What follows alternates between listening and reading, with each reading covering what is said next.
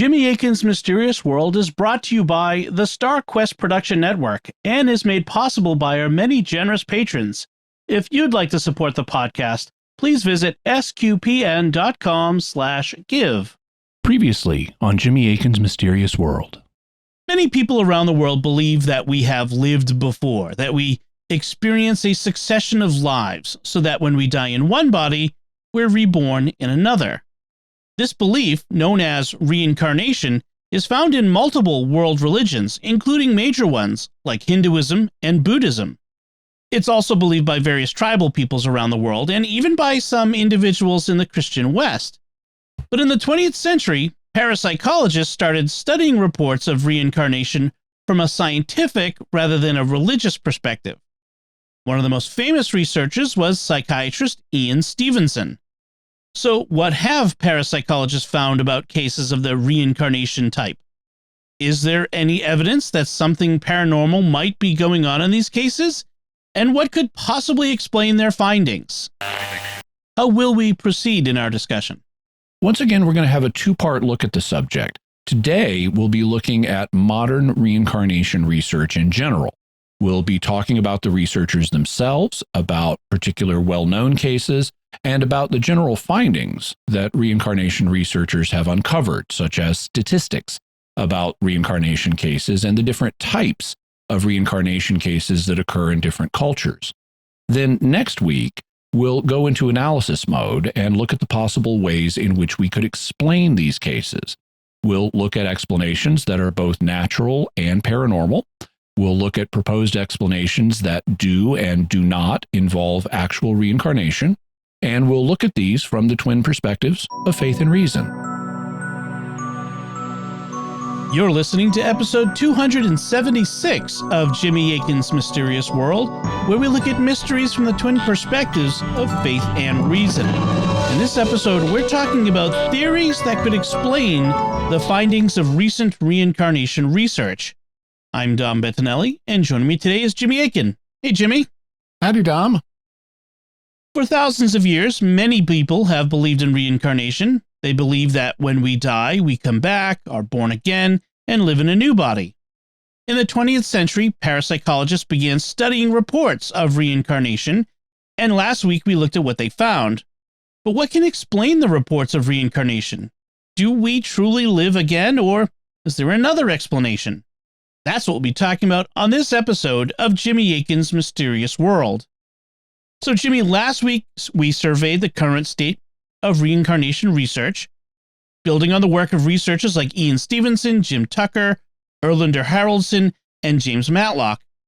What do we need to say this week to begin? Listeners should go back and listen to last week's episode number 275 for a summary of the research. We won't be reviewing it all here, but we will be referring back to the patterns in the cases of the reincarnation type that we discussed.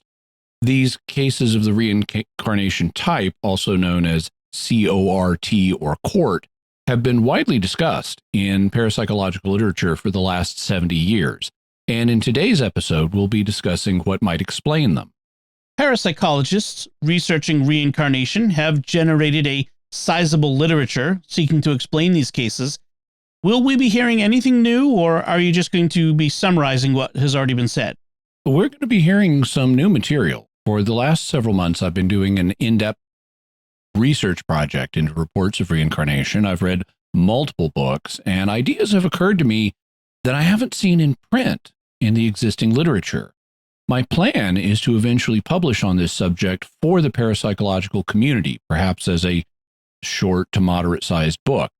I still need to do the writing and have it checked out and evaluated by people working in the field, but today I'll be giving you a peek at my initial thoughts and what I may one day say in print. How will we be proceeding in the discussion? Here on Mysterious World, we look at subjects from the perspectives of faith and reason. Today, we will be mostly looking at the subject from the reason perspective. That is, what I could determine based on reason alone without bringing considerations of Christian faith into it. Most of what I have to say comes from the reason perspective, and it consists of what I would say from a purely scientific parapsychological perspective. So we will be primarily looking at reincarnation cases in terms of what can be determined from reason alone. Only afterwards and more briefly will we look at things from the faith perspective and what the faith would have to say about reincarnation. Then let's talk about the theories that could explain the reports of reincarnation being studied by parapsychologists. What theories are there about reincarnation accounts? There are two basic theories that we need to consider. First, whether they all have normal, natural explanations without anything paranormal going on, and second, whether there is something beyond the purely normal that is happening. When it comes to natural explanations, there are two basic possibilities. First, there's the possibility that the people reporting the case know that nothing paranormal is happening here. So the case is the result of fraud, a deliberate hoax. And second, there is the possibility that the people reporting the case don't know that it has a purely normal explanation. Instead, they are innocently misinterpreting things. Then there's the second basic theory, which is that something beyond the purely natural is happening in at least some of these cases. And here there are basically three theories that we need to consider. I should mention that these theories also can blend into each other to a degree, and you could draw the lines a little differently between them, but this categorization will serve for our purposes. First, there is the view that people really do survive death and get reborn in new bodies. In other words, that reincarnation is real. This is the common understanding of reincarnation in many circles, including Hinduism. Hindus refer to humans as having an immaterial self, known as the Atman, or what we in English would call a soul. And this soul goes from one body to another across lifetimes. Some parapsychologists have come up with non-religious terms for this entity. For example, Stevenson referred to the thing that passes from one life to another as a psychophore, a word that comes from Greek roots that mean mind bearer or mind carrier. He conceived of a psychophore as more than just a person's consciousness. It's a kind of subtle or astral body, and it provides a morphogenic template for the body of the person that it reincarnates as, enabling it to pass on birthmarks and things like that. Another theory is that of James Matlock, who refers to his view as the processual soul theory. In an email to me, he describes it this way. I start with the idea that the soul is no more than mind or consciousness that survives bodily death, continues during a discarnate intermission period, then possesses a new body, not necessarily at conception, and in replacement cases, indeed after birth. Memories, personality traits, behavioral dispositions, etc., I think are recorded in the subconscious mind, from where they may resurface in the new life. They can have an effect on us even in the absence of conscious memories, though. I explain physical science rather like you do, as a psychogenic operation of the mind acting through psychokinesis on the new body. I call my theory the processual soul theory, to emphasize that it depends on a process metaphysics rather than a Cartesian mind-body dualism.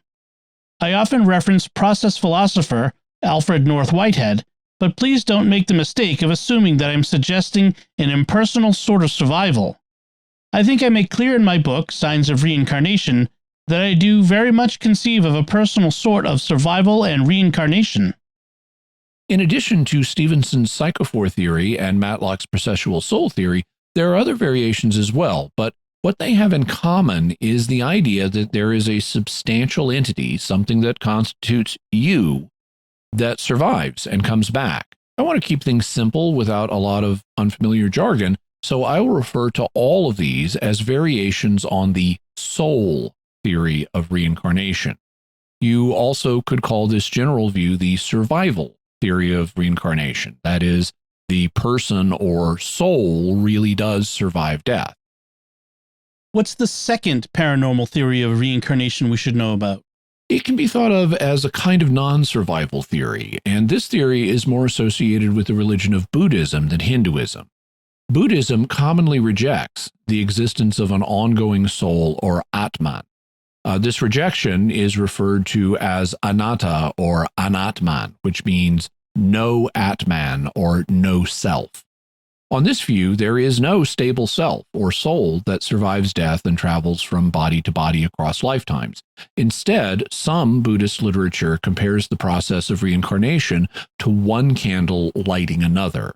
The candles are distinct entities, but something passes between them, the flame, such that when one candle is going out, another candle lights up. On the no-self view of reincarnation, something passes between the dying person and someone being reborn, and that thing continues, but it isn't a full person or self, and so this can be seen as a non-survival view of reincarnation. I should mention that the way I've just articulated this is not shared by all Buddhists. As a religion, Buddhism is quite diverse, and so is Hinduism, so we shouldn't expect all Buddhists to hold the same views. And some Buddhists sound very much like they have a survival view of reincarnation. For example, a while back, I read the Tibetan Book of the Dead, which is a book that you read to a dead person or a dying person in Tibetan Buddhism to help them navigate what they're going to encounter in the afterlife. And the Tibetan Book of the Dead uses language that sounds really survivalistic, like you really have survived your death and now you need to navigate the afterlife, avoiding some things and embracing others. But the no-self, candle lighting a candle view is also present in Buddhist thought, and parapsychologists have also picked up on this no-survival view of reincarnation, where something less than a complete self passes between people. For example, Jürgen Keil proposed that when a person dies, he emits thought bundles that go into the environment where they may float around and persist for some time. Then a child or a pregnant mother encounters these thought bundles. They go into the child, and suddenly the child is having what appear to be memories of a person who died before he was born. Thought bundles are one possible medium that could convey these memories, but not the only one.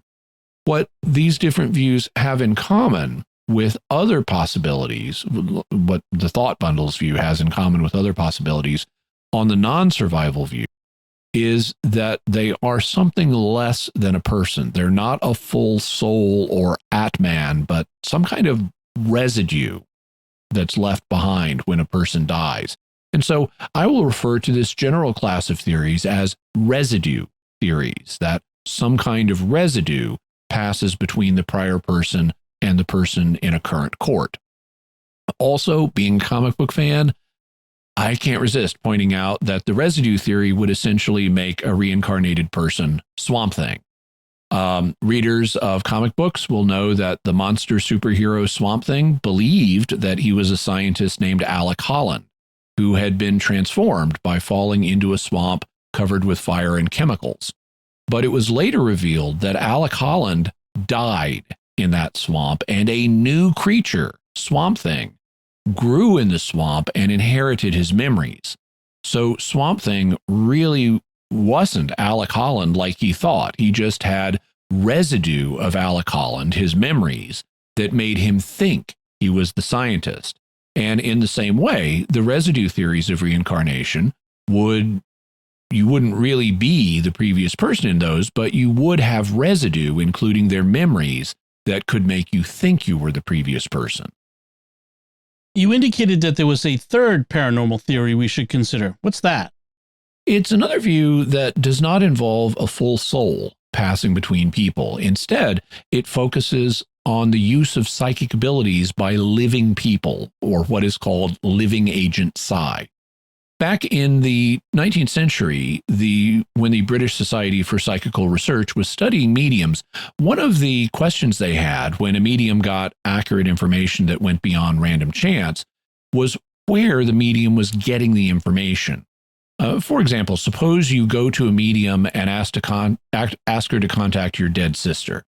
And during the seance, the medium says that your sister has just told you about an event in your childhood, something that nobody else knows about, something only you and your sister knew about. The medium says that she's getting this information from the spirit of your departed sister, who the medium claims to be in telepathic contact with. But the thing is, you also know about the event from your childhood. You know the secret. So how do you know that the medium isn't telepathically pulling that information from you?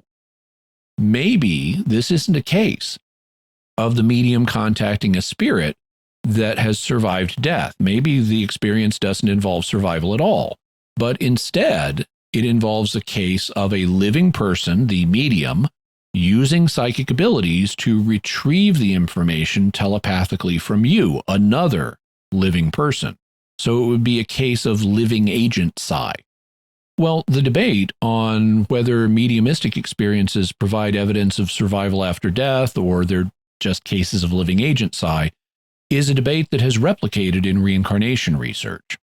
Suppose that you have a child in one village who is apparently remembering things that happened to someone who used to live in the neighboring village.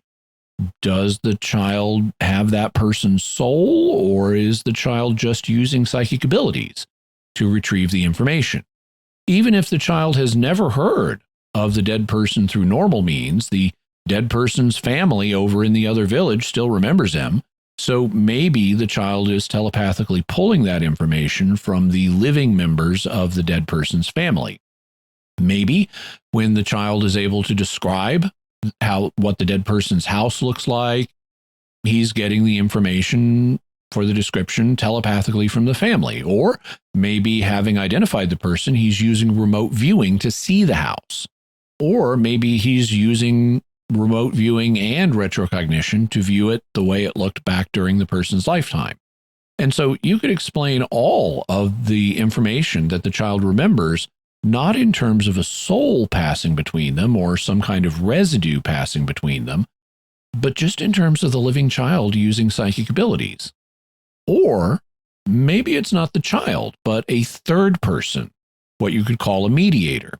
For example, suppose that two parents have suffered the tragedy of one of their children dying. They're crushed, they miss the child terribly, and they desperately want the child back. So when the mother gets pregnant again, the mother or the father uses their psychic abilities to impress memories of the previous child on the unborn baby. And after the new baby is born and gets old enough to talk, behold, he's got memories of the previous child. We heard about a case like that last week. It was the one in which a girl named Susan Eastland had memories of her deceased sister, Winnie, who had died when she was hit by a car and whose parents very much wanted her to come back to them. In parapsychology, the living agent psi view is sometimes called the super psi hypothesis. Why is that, and does it apply here? Super psi is a term that is applied in more than one circumstance, but for our purposes, the relevant understanding of it is the idea of psychic functioning that acts in a complex and powerful way. That power and complexity is the super part of super psi. For example, when the SPR, the Society for Psychical Research, was doing tests on mediums in the 19th century, they sometimes set up very complex scenarios. For example, they would sometimes use proxy sitters. That is, instead of sending the person with the dead sister to talk to the medium, they'd send somebody else, a proxy, to act on that person's behalf. That way, the medium couldn't telepathically pull the information from the person sitting in front of her. To get at stories that the real sitter knew, she'd have to subconsciously trace who the real sitter was through the proxy sitter sitting in front of her. They also could ask about things that the real sitter didn't know, but that they could later check because it was written down somewhere. In which case, the medium couldn't pull the information telepathically from any living person. Instead, she'd have to subconsciously remote view a written document somewhere. And so they could create elaborate scenarios in which the medium was either pulling the information from a spirit that knew it, or she was using her psychic abilities to pull the information from a complex network of sources without even realizing it. Psychic abilities that could work that way were regarded as extraordinary, and so this became known as the super psi hypothesis. And the same thing could happen in reincarnation cases, where in order to know what a dead person knew, the child or a mediator, like a mother or father, would have to pull on a complex web of sources, like pulling information telepathically from multiple different people and using abilities like remote viewing to check things that no living person currently knows. And so some authors speak of the living agent psi interpretation of reincarnation cases as the super psi interpretation. Does it have to be that way? Does living agent psi have to involve super psi? I don't think so. And that brings us to my own idea. What I want to propose is a model that could use living agent psi to explain cases of the reincarnation type, but it isn't a complex super psi version. Instead, it's a simple, straightforward link between the current person and the earlier person. Based on reports in parapsychology, it doesn't look like time is a fundamental barrier to psychic functioning. People reportedly use precognition to view the future, and they also can use retrocognition to view the past. So all you really need is a retrocognitive link between a living person, such as a child, and a deceased person, or a non-retrocognitive forward-looking link between the dying person and the child who will be born in the future. And all the information found in a case of the reincarnation type would just be pulled through that link between the two people. Assuming that your psychic link theory is possible, why would such links exist? Why would they occur for 2 in 1,000 people in part of India as well as in other parts of the world? The motive would depend on the person generating the link, and this could be one of several different parties. For example, consider the motives of the earlier person. All human beings are averse to dying. We are programmed to try to avoid death, and it's that programming that helps us stay alive. And when people are in emergency circumstances, their survival instinct can kick in a really strong way. So consider the situation of a person experiencing a violent, unexpected death, like those that make up about half of reincarnation cases. You've just been in a battle or a fight or an accident, and you're fatally wounded, and you're desperately trying to survive. And let's suppose that you believe in reincarnation, since that tends to be the case in these instances. So you're dying, frightened, panicked, and desperate to survive, and believing in reincarnation, you psychically reach out to a child being born in the future, and you impress information on him about yourself in an attempt to survive. You've just formed a psychic link with that child that will generate the appearance of you having survived. And this might even happen without a life or death struggle. As we heard about last episode, the Tlingit man, Victor Vincent, told his niece that he would be reborn as her son. So maybe Victor Vincent reached out and formed a psychic link with Corliss Chotkin and transferred the information that was needed into him. The psychic link could also be formed by a mediator.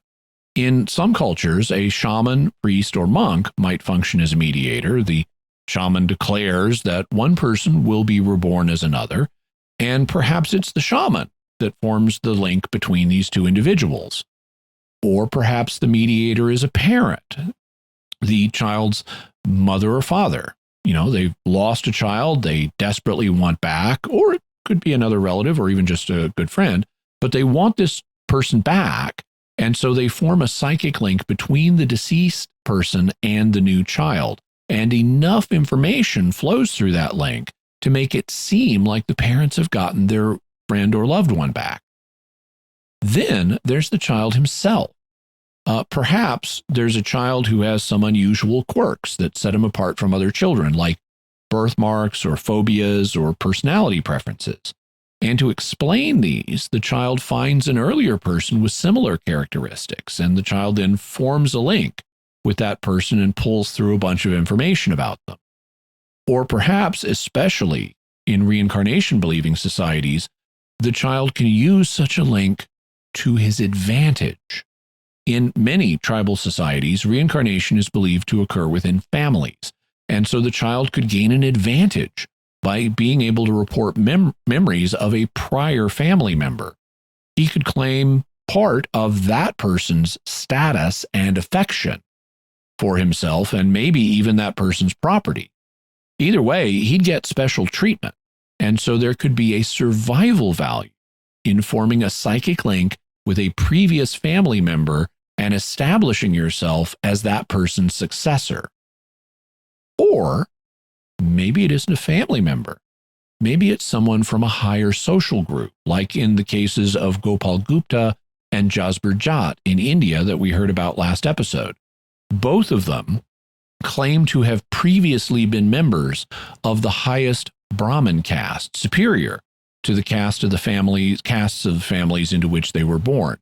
And they used their status as former Brahmins to demand special treatment from their own families.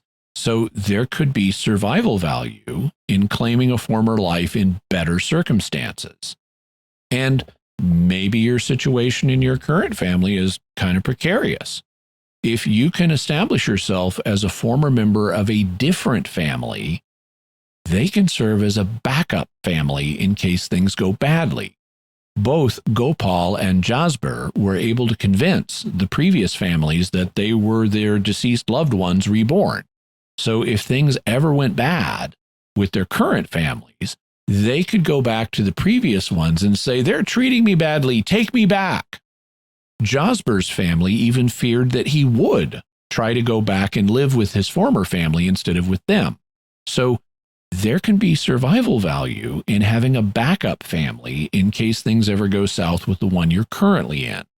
I thus think there are multiple sensible motives for forming the kind of psychic link that I'm proposing on the part of the dying person who's trying to survive, on the part of mediators like parents who want a dead child back, and on the part of children who are having to survive and compete with other children in other people in the world they live in and could get a survival advantage by establishing a psychic link with a previous person. I thus think that this simplified psychic link hypothesis, which does not involve super psi that's complex, but just a straightforward link between two people, deserves serious consideration.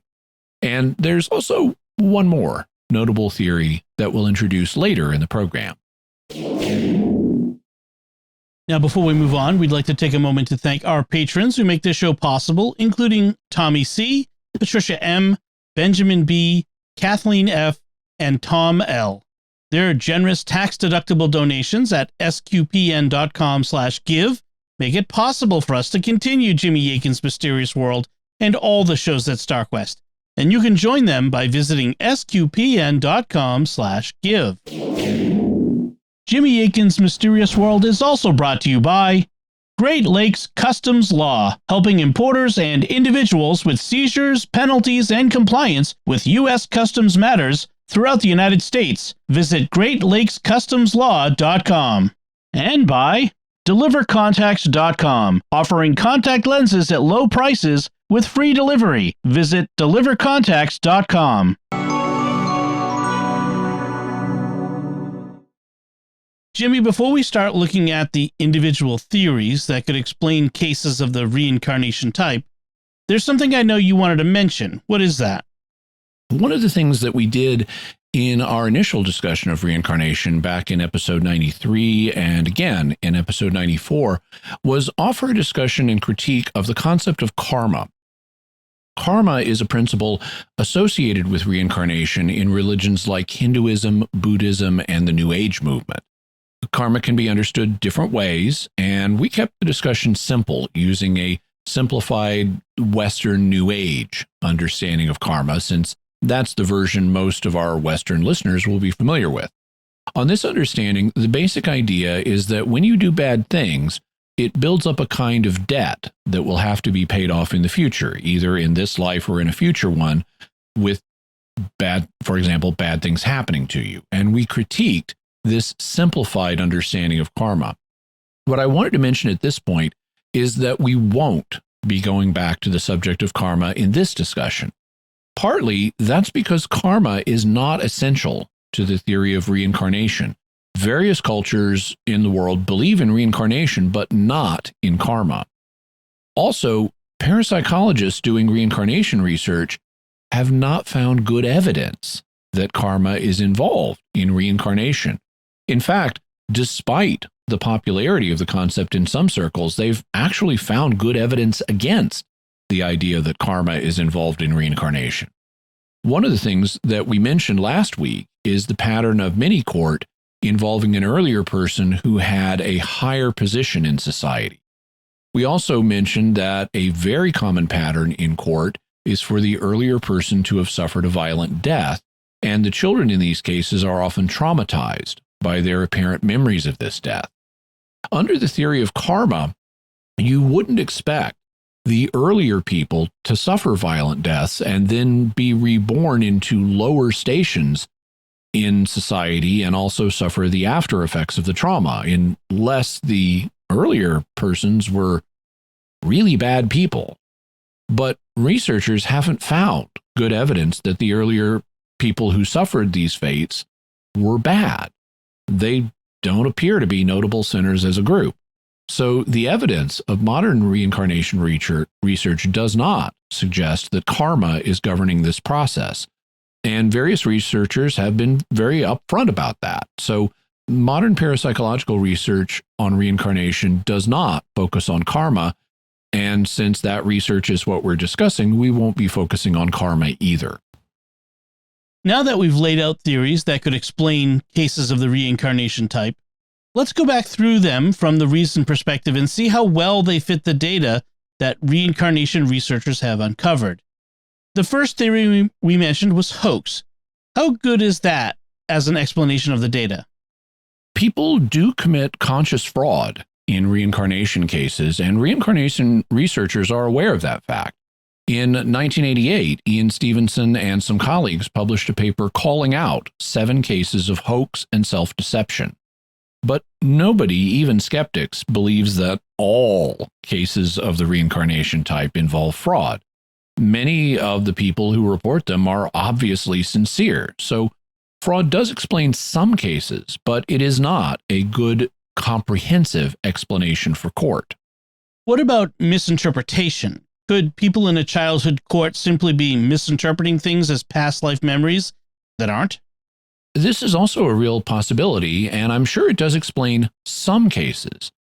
Children between the ages of 2 and 5, when most court begin, are at a stage of life in which children do a lot of fantasy role play. They imitate the adults around them and pretend to be adults. In our culture, they might pretend to be doctors, nurses, police officers, or mailmen, or any number of the other adults they see around them in their community or on television. And sometimes, caught up in the middle of this fantasy role play, they may announce that they are such an adult, and they may fantasize and imagine a lot of other things, even when they aren't in the middle of obvious play. When their parents don't believe in reincarnation, they will just dismiss this as childhood role play. But if the parents do believe in reincarnation, they may wonder whether this is just play or whether it might be a past life memory.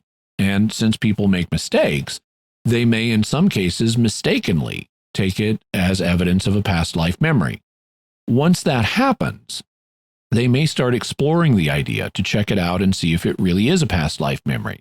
They may start taking seriously what the child is saying and asking the child questions. And they may unintentionally cue the child about what the answers to the questions should be.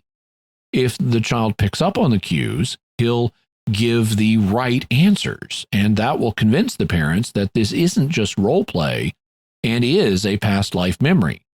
And realizing that the parents are now thinking that he had a past life memory, the child becomes convinced of this too, because children are programmed to accept their parents' beliefs under ordinary conditions. That's what helps them learn about and navigate the world. When the story then spreads, other people may get involved in reinforcing the idea too. For example, if there's a nearby family that just by random chance happens to match what the child has been saying, and if they then go and meet that family to see if the child recognizes people in it, a whole crowd may gather around. And when they ask the child, "Do you recognize your former wife?" people in the crowd start looking at the dead person's wife. And the child sees who they're looking at and says, "Yes, that's her." And this is then taken as confirmation of the past life memory.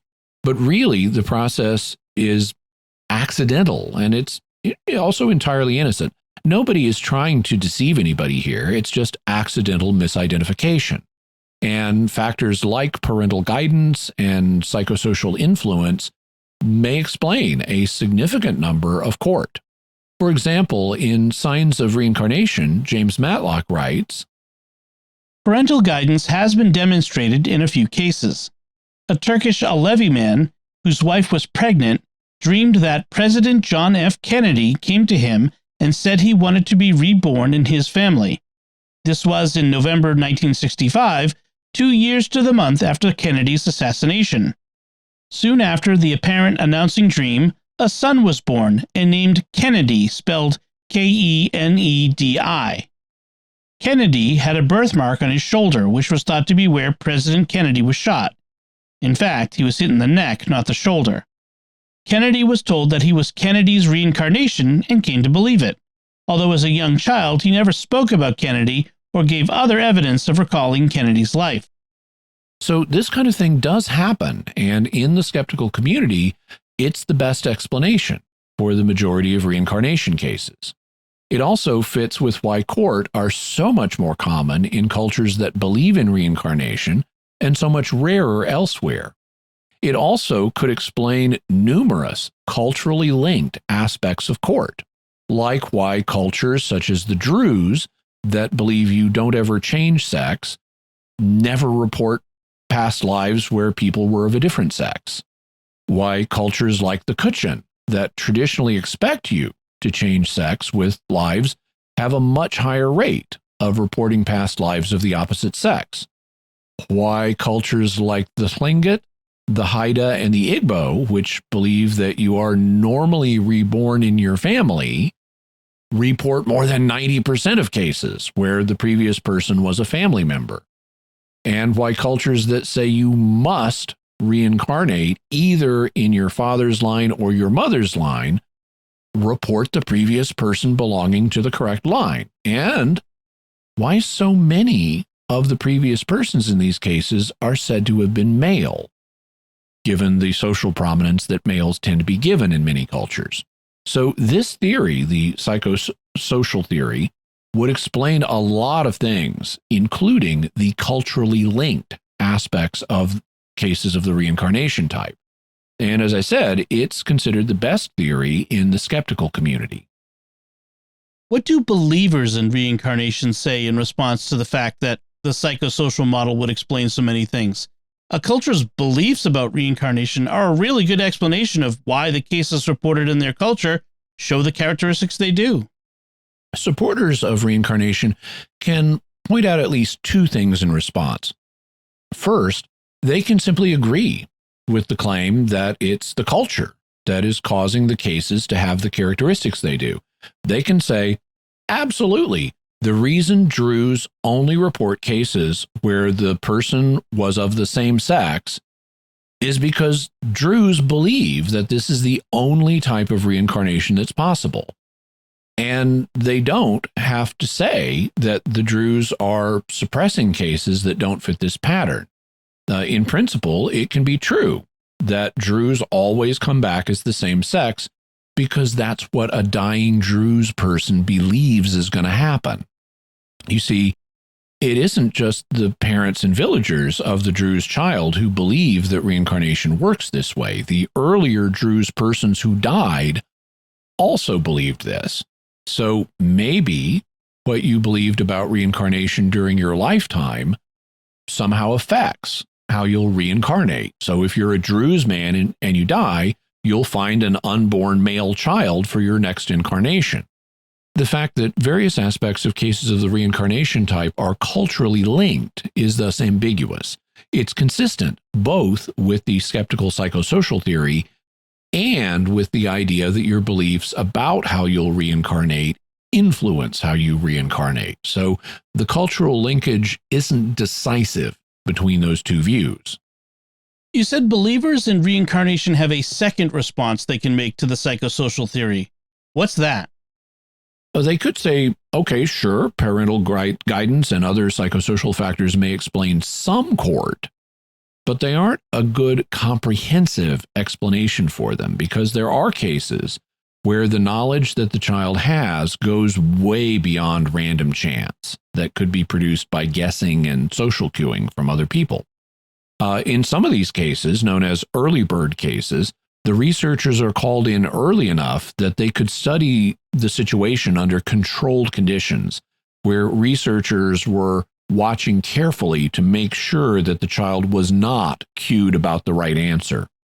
For example, they might show the child a picture of people who knew the earlier person, a picture of people the child has never seen before, and say, "Can you tell me the names of these people?"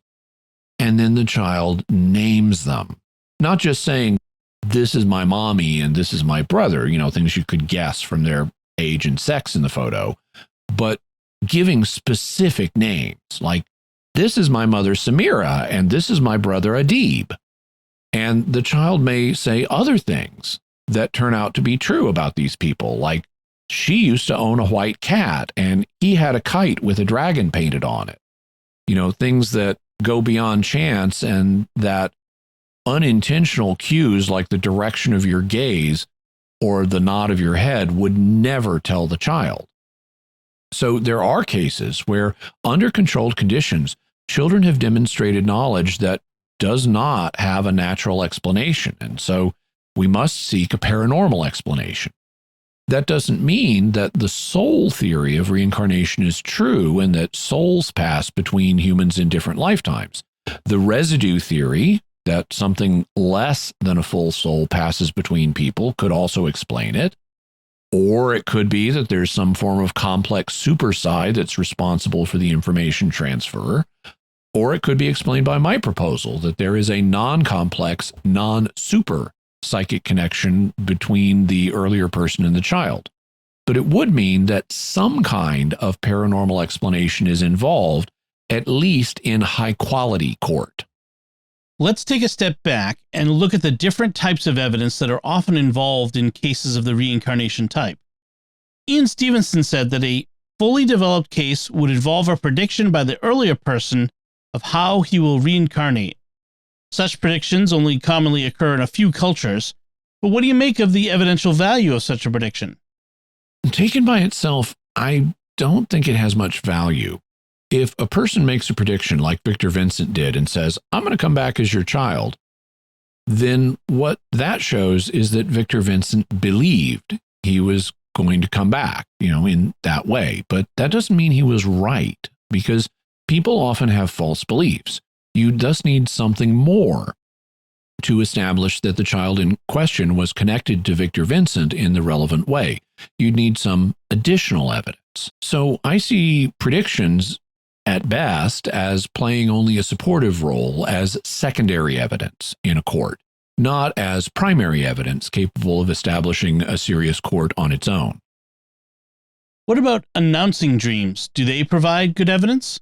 Again, not by themselves. The most an announcing dream may do is show why a later person believed that the child was a reincarnation of someone. But as we said, people have all kinds of false beliefs. In fact, they're filled, particularly in dreams. Dreams are notoriously unreliable in terms of what they say about reality. They're filled with fantasy scenarios that don't have any bearing that's obvious on reality. But they also can be genuinely paranormal. As I mentioned before, I've had precognitive dreams that in one case represented an unpredictable occurrence that happened to me the next day, just as realistically in the dream I saw it as if I'd been watching a videotape from tomorrow. Numerous other people have also had predictive dreams. In fact, speaking from the faith perspective for a moment, the Bible records numerous dreams that were supernaturally predictive due to God's action. So I don't want to dismiss predictive dreams as simply meaningless, but you need something in addition to the dream in order to show that it was genuinely predictive. So in a case of the reincarnation type, you need something more than the dream itself to establish a genuine connection between the child and the earlier person. And we've seen how an announcing dream can be misleading, like in the case of the Turkish boy whose father had an announcing dream featuring President Kennedy. even though there was no later evidence that the boy had any unusual connection to President Kennedy. Announcing dreams, thus, at best, play only a supportive role as secondary evidence in a court. You need more than that as a primary source of evidence. What about the birthmarks or birth defects that are reported in cases of the reincarnation type? What evidential value do they have? Again, I think that they can play a secondary role at best. Ian Stevenson did not originally think that birthmarks were significant, and one of the reasons I say that they are of limited value is that I myself have a birthmark. It's right here on my right forearm. If you're watching this in the video version of the podcast, you can see that on my right forearm, I have two roughly triangular-shaped red patches that mirror each other. But the birthmarks in reincarnation cases are often thought to reflect the fatal wounds that the earlier person suffered. And it's hard for me to imagine how I would have suffered a fatal wound in my right forearm like this. Then I should note, though, they're not always held to be fatal wounds, but they often are. Then there's the fact that there is no known mechanism by which a wound on one person would get transferred onto another person as a birthmark. That's not an absolute barrier, though. Parapsychologists have reported evidence of the ability of the mind to influence physical matter. This is known as mind over matter or psychokinesis. And they've even reported evidence of what are known as DMILs, or distant mental influence on living systems. So it could be the case that court could involve psychokinetic DMILs, where something, whether it's a soul or residue or a living agent psychic activity, could produce birthmarks or even birth defects on an unborn child based on what happened with an earlier person. But you need more than just the birthmark or birth defect to establish a connection between the child and the previous person. Lots of people have birthmarks or birth defects for all kinds of reasons, many of them unknown. And I think that birthmarks and birth defects thus can at best play a supporting role in cases of the reincarnation type, but they aren't a source of primary evidence. What about the behavioral similarities that the child in a court may have to an earlier person? What evidential value do they have? I think it's secondary. The fact is that lots of people have behavioral similarities, even if the behavior is unusual, like preferring a kind of food that is not part of the local cuisine. Some other people will have that characteristic. And so we have to consider the possibility that random chance is responsible for why a child has the same behavioral similarity as an earlier person.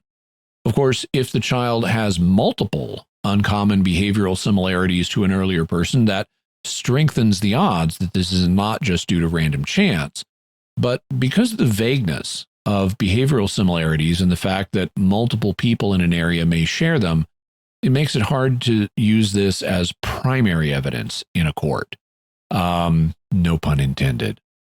This applies even with highly specific skills that the child displays without seeming to have naturally learned them. They also could have been learned in non-reincarnation ways, like psychically learning them from someone who does have those skills, even if the person from whom they learned them isn't the prior person. They still could have psychically learned them from someone else. And so I don't see them as primary evidence. You need something more than just behavioral similarities for a strong case of the reincarnation type. Then what about the memories that the child reports? Do they have additional evidential value? I think so. And here's where we come to what I consider primary evidence. If a child reports accurate memories of an earlier person, and they turn out to be accurate in a way that exceeds random chance and has no natural explanation, then I think we've got serious evidence that something paranormal is going on in these cases. Once such memories have been verified, then the other forms of evidence come back in play a larger supporting role, like predictions made by the earlier person, or announcing dreams, or birthmarks, or behavioral similarities, or skills. but it's the presence of accurate, verifiable information in apparent memories that would serve as the primary evidence. Without those, I don't think we have a strong case of the reincarnation type. So it's veridical memories, accurate memories, that are the linchpin. If we have them, then we have a strong case. If we don't, then we don't. In the strong cases, does everything the child says turn out to be true? No, children in court do make some claims that are false. In fact, parapsychologists who do reincarnation research keep track of how many verifiable claims a child makes, as opposed to how many can be falsified and how many can't be either verified or falsified. But based on the reading I've done, there do seem to be cases where the children make verifiable claims that substantially exceed random chance.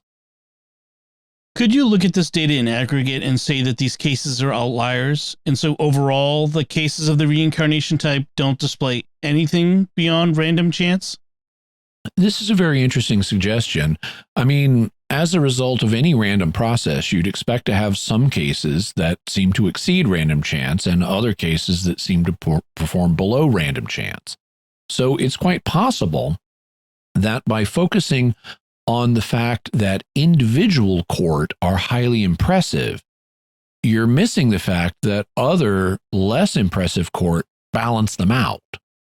In testing this situation, a key issue would be how to determine which cases to include for purposes of evaluation and which to exclude. And it could turn out, if you include the proper cases, the successful cases are balanced out by the less successful ones, so that in aggregate, there's no phenomenon here that exceeds what you would expect by random chance. It would require some very technical, very detailed statistical work to show this, and as far as I'm aware, that work hasn't been done. I'd love to see it done one day. As I was writing the script for this episode, this possibility occurred to me, and I'm likely to raise it as a point in future discussions of the subject. But since the needed analysis hasn't been done, let's suppose for purposes of argument that it has been done and that courts still continue to involve things that can't be explained by random chance. Let's review the different theories to explain reincarnation cases and see how well they do or don't do in explaining both the major, more universal patterns and the more culturally linked ones. Let's start with natural explanations. What can we say about them? We've already discussed the hoax theory, and while hoaxes are responsible for some cases of the reincarnation type, hoax isn't a good overall explanation. So instead, we'll focus on the parental influence or psychosocial theory, the idea that court often emerge from innocent misunderstandings based on people's beliefs about reincarnation. Well, to begin with, Stevenson's first fully developed element, or element for what he calls a fully developed case, it was a prediction that a dying person will reincarnate in a certain family or place. Well, the naturalistic understanding explains that if the dying person believes in reincarnation and believes that it's possible for him to determine the circumstances of his reincarnation, then he may make such a prediction, as Victor Vincent did. So there's nothing surprising here from a naturalistic perspective. Such a prediction might then lead someone, like the mother or a relative, to have an announcing dream in which the dead person says he's coming back.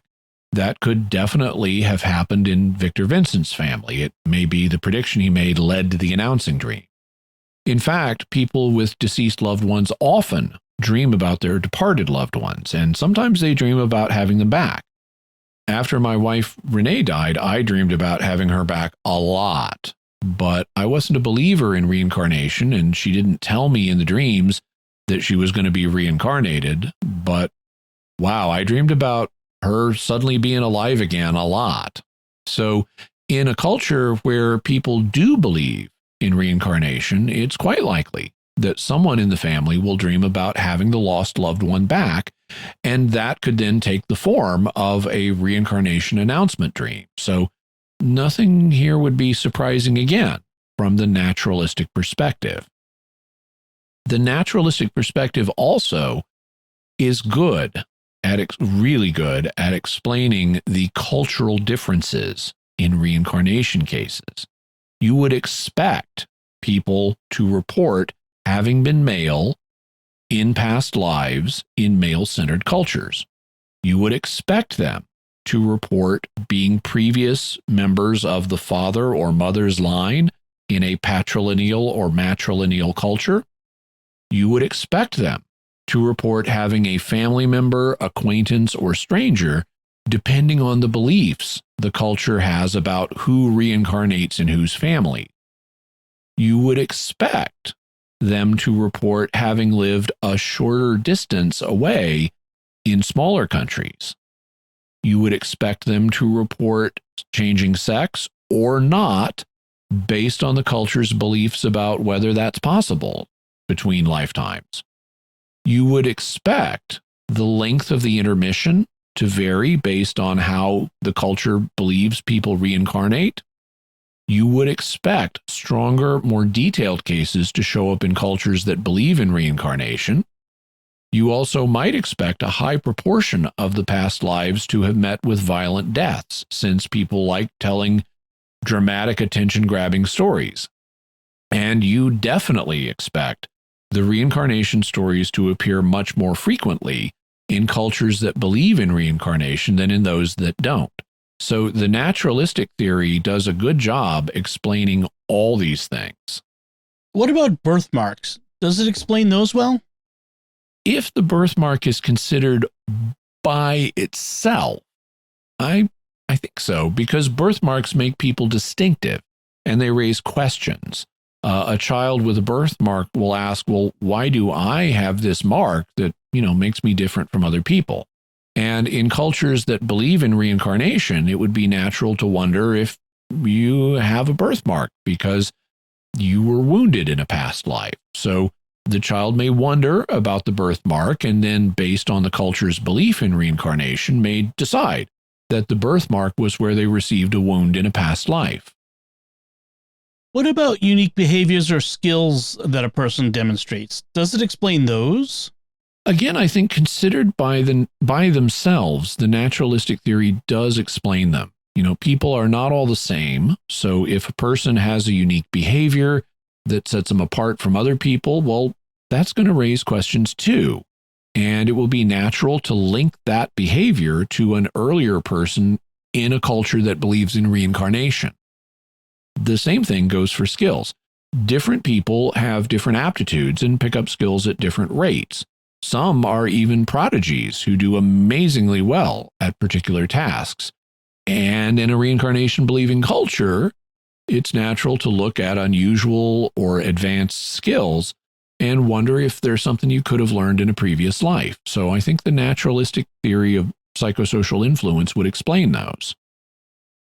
Are there things that the parental or cultural influence theory has a hard time explaining? Yes, and they begin with accurate statements that the child makes. If these statements exceed random chance in their accuracy, if they're highly specific things that the child has no natural way of knowing, then the parental cultural influence theory does not explain them. You could propose that the child had unknown exposure to the information. You could even propose outright coaching and fraud. But unless you have evidence that those things occur, you're explaining away the data rather than explaining it, saying, I don't know what the explanation was, but it must have been natural, is a philosophical rather than an evidential claim. And saying, oh, it must have been fraud when you don't have any evidence of fraud is similarly problematic. You might propose unknown exposure to information or fraud to explain a handful of cases, but ultimately, whether the naturalistic explanation works will be determined by whether there is a large body of claims made by children that exceed random chance. And based on the reading I've done, it appears that there is such a body of evidence. How accurate do the claims made in the court that researchers have studied tend to be? Quite accurate, but they're not perfect. Children do make claims that either turn out to be false or that can't be shown to be true or false. But in his book, Life Before Life, Jim Tucker discusses one study that investigated cases in India and Sri Lanka. It showed that children would make an average of 18 to 25 claims about a past life. And of these, 77% would turn out to be verifiably accurate, meaning 14 to 19 of their claims could be verified. The other 23%, representing 4 to 6 claims, were either false or could not be verified.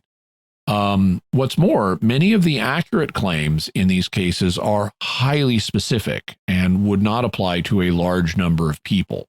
Yet they turned out to be correct, and that goes beyond random chance. So it appears that something is going on with the statements children make in court that exceeds random chance and that can't be explained naturally. And at that point, we have to reintroduce the birthmarks and behaviors that the child displays. If they're also correlated with an earlier person in a way that exceeds chance, then they also count as evidence for a non-natural explanation, a non-natural connection between the earlier person and the child in a court. And based on the reading I've done, it appears that this happens also. So I don't think the naturalistic parental and society influence theory is sufficient to explain all the cases we have. It appears that, at least in some of the cases, we need to look for a paranormal explanation. Then let's look at the first and most common paranormal explanation, the soul theory. How well does it explain the aspects of these cases? Conditionally, it can explain predictions of when or where a person will reincarnate. If you believe that souls can influence where this will happen. So that's an assumption, but it would allow the soul hypothesis to explain these predictions. And, remember, not all reincarnation believing cultures think you can do this. So this isn't an essential element of the soul theory. When it comes to announcing dreams, I think it also conditionally can explain those. If you believe it is possible for a discarnate soul to communicate with the living and influence their dreams, this isn't, by the way, pure assumption, because we already have evidence from parapsychology that people can appear as apparitions, suggesting that their soul survives, and that we also have evidence that people can have telepathic dreams. So I think that this view is backed up by additional parapsychological evidence, and thus that the soul theory can explain announcing dreams. When it comes to birthmarks, the soul theory can account for that if you believe in psychokinesis and distant or direct mental influence on living systems. But we have evidence from parapsychology in favor of those. So if a soul survives death, it presumably might be able to influence the development of an unborn child and cause birthmarks. The soul theory would definitely explain all the accurate statements in a court that a child makes. The soul would just be drawing on its own memories of its experiences as the earlier person. And the soul theory definitely explains any unusual behaviors or skills that the child has, because these may have been things that come from the earlier person whose soul has been reborn.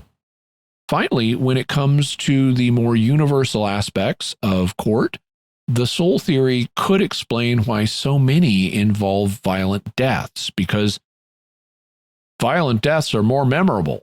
So people who died violent deaths might be more likely to remember past lives.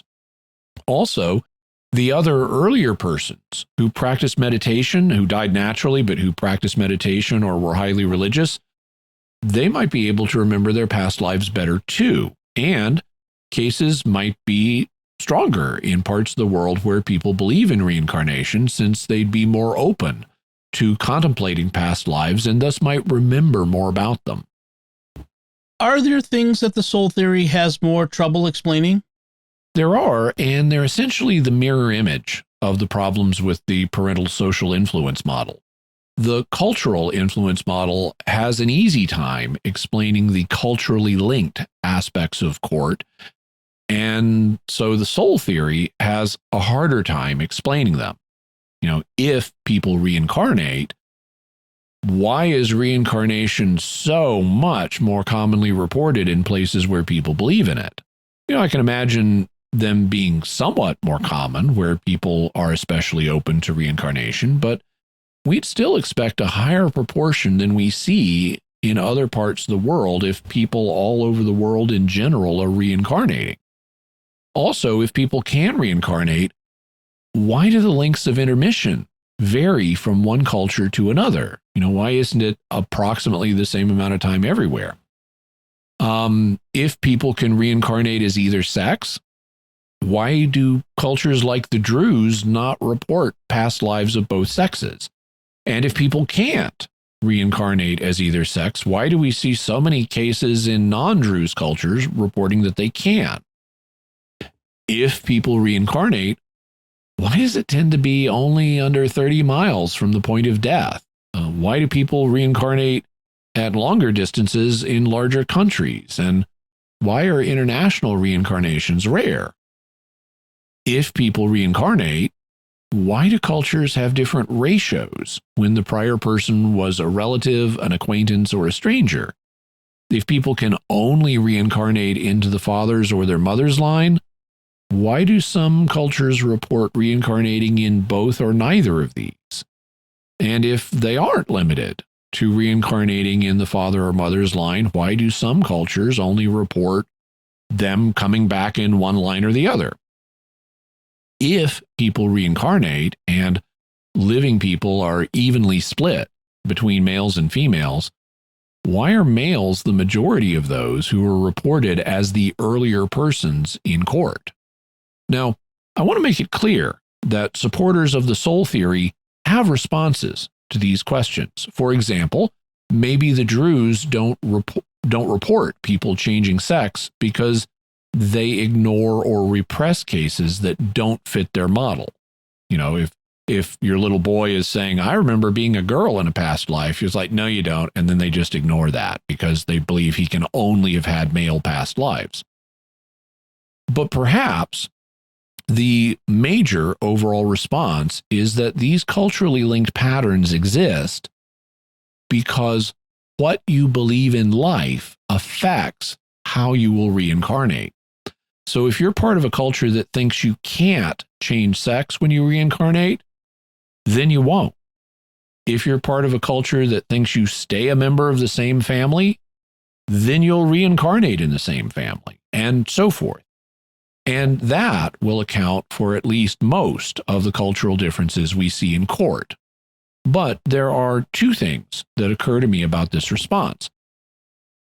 First, even though the response provides a way of harmonizing the soul theory with the data, the theory still faces more of a challenge with the data than other theories may.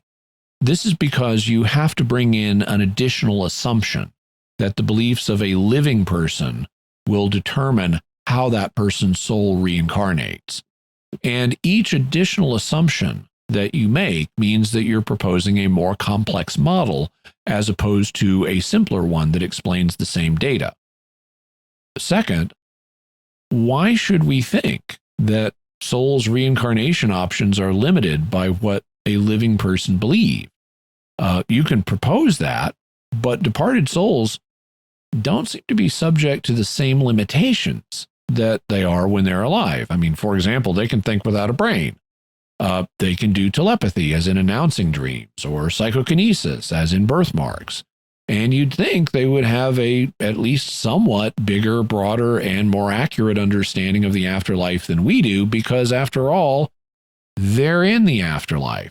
So why should their beliefs during their lifetimes rigidly determine the way they're going to reincarnate? Now, this objection, or this pair of objections, doesn't rule out the soul theory, but I think that it is a point where the soul theory is weaker than other theories are, at least on explaining the culturally linked patterns in reincarnation cases.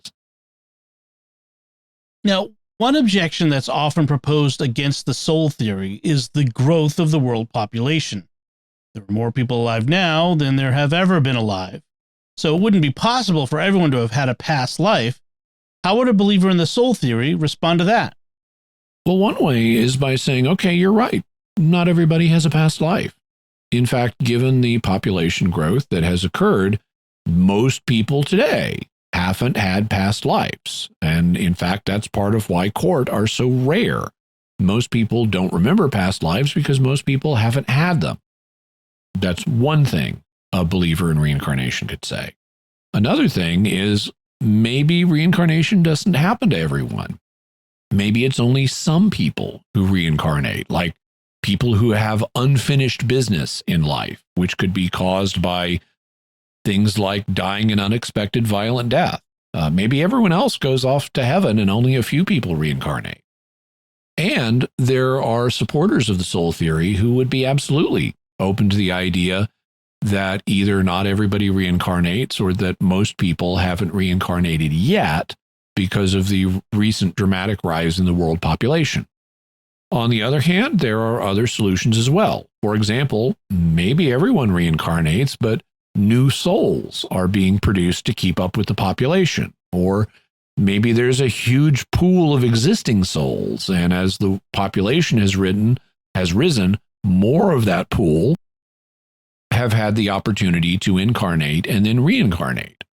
And there are other solutions as well, but the bottom line is I don't think that the population growth objection is at all fatal to the soul theory. Are there any other objections to the soul theory that we should cover from the reason perspective? I think there are two.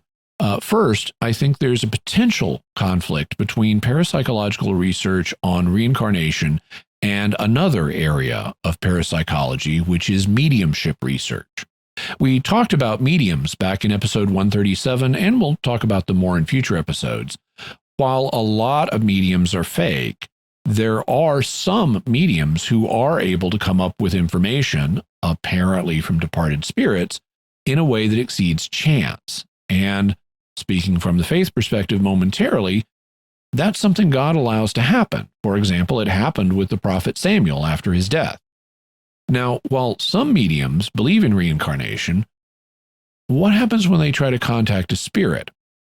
If everybody reincarnates, especially with an average intermission of only 15 months, then you'd expect that there would be only a 15-month period after death, on average, during which a medium could contact the spirit of the dead person.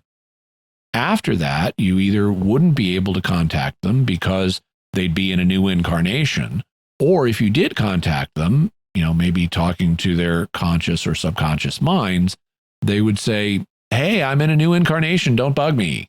Or at least they wouldn't say, "Everything is great here in the afterlife," when you ask them what it's like where they are. Now, I'm aware of a case where a medium did get a message of, "Hey, I'm in another incarnation, don't bug me." But that is a rare outlier. I only know of that one case, and I've even spoken with other parapsychologists or with parapsychologists who have been surprised to even hear about that case. Normally, the message is, "Everything's great here in the afterlife." So it sounds to me like mediums have a much easier time contacting discarnate spirits than they should if the spirits were reincarnating an average of every 15 months after their death.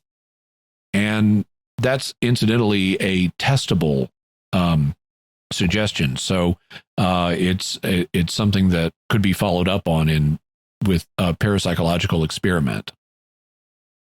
So are you aware of any responses to this objection? I'm aware of at least two. One of them deals with proposing that time doesn't work the same way in the afterlife that it does here on Earth. First, that's highly speculative. And second, I don't buy the premise. The evidence from court would tend to indicate that time works the same way in the afterlife that it does here. It looks like in the year 2000, somebody dies, and then 15 months later, in early 2001, they will on average reincarnate.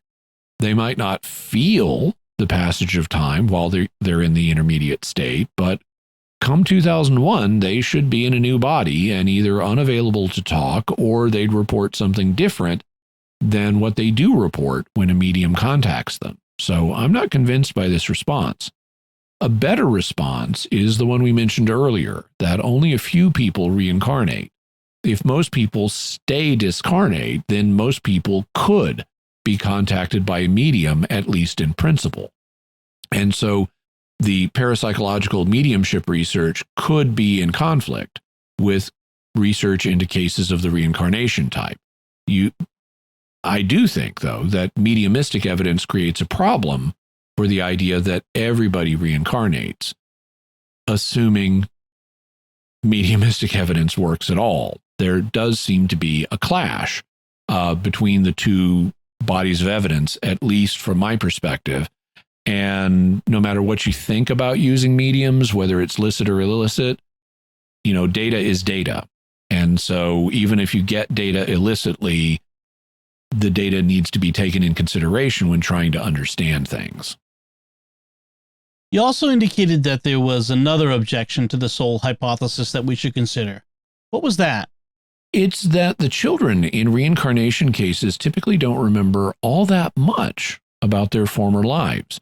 And most of what they do remember is bunched up at the end of the earlier person's life, like how he died. Other than that, they may remember a few incidents, enough to establish themselves as the person's successor, but not that much. So unless the earlier person died with dementia, and even then, you'd expect that he'd be able to remember much more of his previous life if his full soul had returned. I've even seen reincarnation researchers comment on how it looks like something less than a full personality came back. So that could suggest that something less than a full soul has returned. Then let's look at the residue theory that only part of a person, but not a full soul, is passed between people during court. What should we make of this view? Well, it has the advantage of explaining why the children in court have such spotty knowledge of their apparent former lives, because they haven't inherited all of the earlier person's memories. Maybe what they've got is just a few thought bundles of residue from the person that they or their mother encountered. So this is a strong point for the residue theory. The theory encounters more of a problem with the idea of making predictions about where you will reincarnate. Because if you come apart at death, into residue, you're likely to have less control, if any, of where your thought bundles are going to end up. It's not impossible that you can control that, but it is a challenge for the view. However, this claim, as we said, is only confined to a few cultures. Not everybody thinks you can predict where you're going to reincarnate, so this isn't a major part of the data. Then there are announcing dreams, and these could be a sign that your mother or someone in the family had encountered the residue of an earlier person, and she's perceiving that residue as an announcing dream. She bumped into a memory from somebody in the neighboring village, and now she's having a dream about somebody in the neighboring village coming into her, and she interprets that as that person from the other village is announcing he's going to be reborn through me. So that's easiest. That kind of explanation under the residue hypothesis is easiest in the cases of mothers who have announcing dreams. It's a little more complicated, though, if somebody else has the announcing dream. But I don't think that the residue theory explains announcing dreams as well as the soul theory. The way the residue theory could explain birthmarks is by proposing that the mother encounters the residue while she's still pregnant. And then the residue psychokinetically influences the child, presumably through the mother's PK. Although it could be through the child's PK. Once the child absorbs the residue of the previous person, the child could use PK to generate corresponding birthmarks. When it comes to statements children make, as well as the behaviors and skills they have, those would be read straight out of the residue. If you inherit a bunch of thought bundles from somebody, you're going to have some of his memories and skills and preferences. So the residue theory can explain all of Stephen's fully developed 5 characteristics, or characteristics of fully developed cases. I don't think it does quite as well as the soul theory, but it does explain them. What about the other aspects of the cases that we've been covering?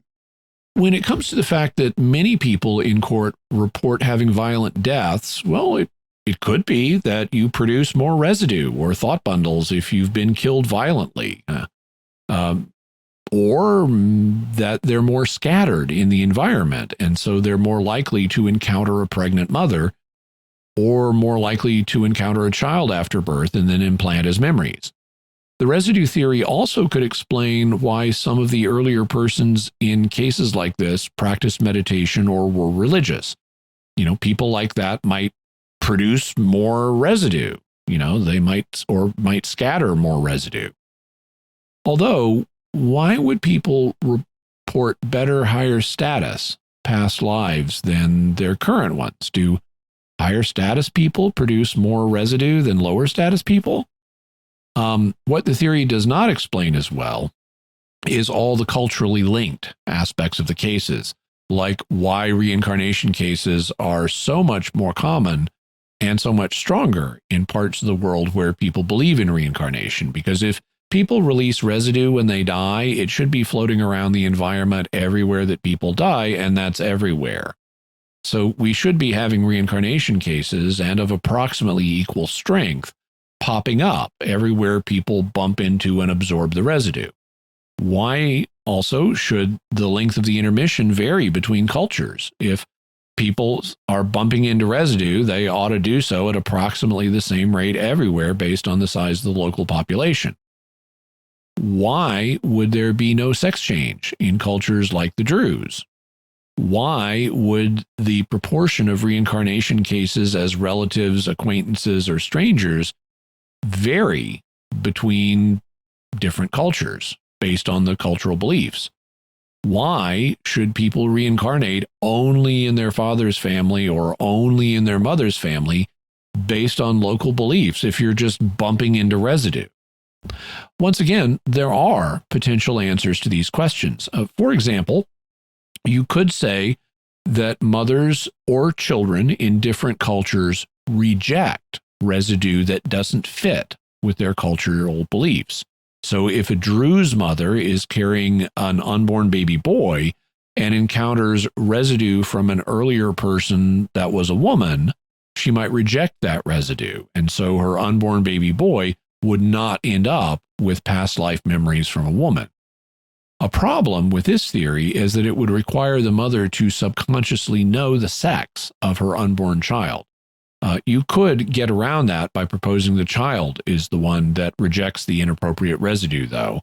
But then that generates a problem in that the unborn child would have to know the culture's beliefs about reincarnation, even though he hasn't been born and taught those beliefs yet.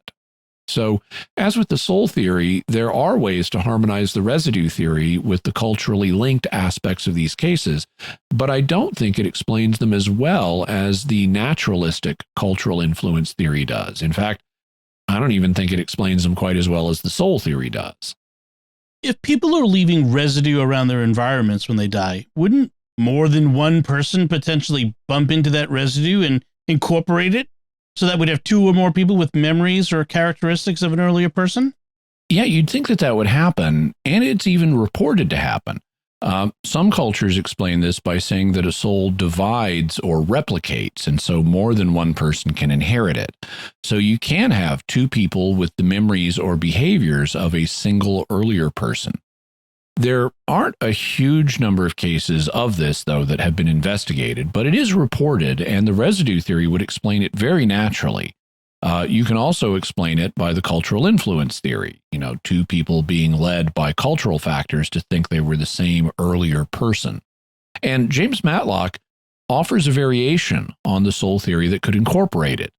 He refers to cases where more than one soul is associated with the body as concurrent reincarnation, and he refers to cases where a soul simultaneously returns in more than one body as a multiple reincarnation. But it seems to me that the residue theory explains the reports most naturally, at least of the theories we've considered. If people emit thought bundles when they die, some of those bundles might end up in one person and some might end up in another. We also have independent, non-reincarnation-based evidence that could point in the same direction. In his book, Signs of Reincarnation, Matlock writes, concurrent and multiple reincarnation and continuous incarnation may seem so unlikely that we need not take them seriously, but we should not discard the testimony about them before considering evidence from a very different direction.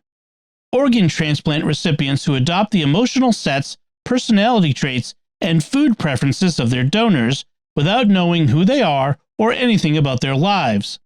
Hospital policies that mandate anonymity between organ donors and recipients make it difficult to study transplant cases, but the few that have come to light reveal intriguing similarities to the reincarnation cases that have been investigated by Stevenson and others. Transplant recipients typically report feeling an alien presence within. Some recipients who have learned who their donors were and made contact with their families recognize people and behave toward them as their donors would have behaved. Some recipients develop phobias related to their donor's place or manner of death. Paul Pearsall described a domino transplant with similar effects. A man underwent a successful heart-lung transplant, but his own heart was healthy enough to be given to another man. This man then took on personality traits of his donor, even calling his wife by the name of his donor's wife. Both the heart-lung and heart recipients were alive at the same time. Similar effects have been reported with kidney and liver transplants. I want to call attention to the case of the man who received the heart and lung transplant while donating his own heart to another man. If I read Matlock correctly, the third man took on the personality traits of the second man and even called his wife by the name of the second man's wife. So it looks like some residue passed from the second man to the third man, even though the second man was still alive, and even though both the second and the third man would have had their own souls animating their bodies. You could explain this in terms of soul replication, but it seems to me that splitting off some kind of residue would be a more natural explanation.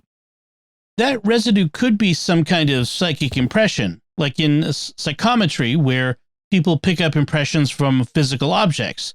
The heart is a physical object, so the third man may have picked up information about the second man from the physical heart we received. This gets us into the area of psychic functioning. So what about the super psi theory? How well does it account for the data? I don't want to spend a lot of time on this one because I think the psychic link theory is better. I do have some questions on just how super the psi needs to be to account for the data in court. Just because living agent psi is involved, that doesn't mean it's super. However, super psi is commonly understood in court cases as involving pulling information from multiple living people and or locations as sources. And if that's what we're talking about, then I would agree with critics of the super psi view that it's unnecessarily complex. And I think that you can explain everything with a link between just two people, the earlier person and the current child. That is not complex at all. It's just a two-person link with a single source and a single receiver. Hypothetically, the link could be expanded to include more, but any additional people like the child's mother or father who might facilitate the creation of the psychic link wouldn't be sources of information. And the only source in the link is the original person. Anybody else would just be an intermediary, either by passing along information to the child or by facilitating the formation of the link between the earlier person and the child. Then let's talk about the psychic link theory. How well does it fit the evidence? I think it fits the evidence very well.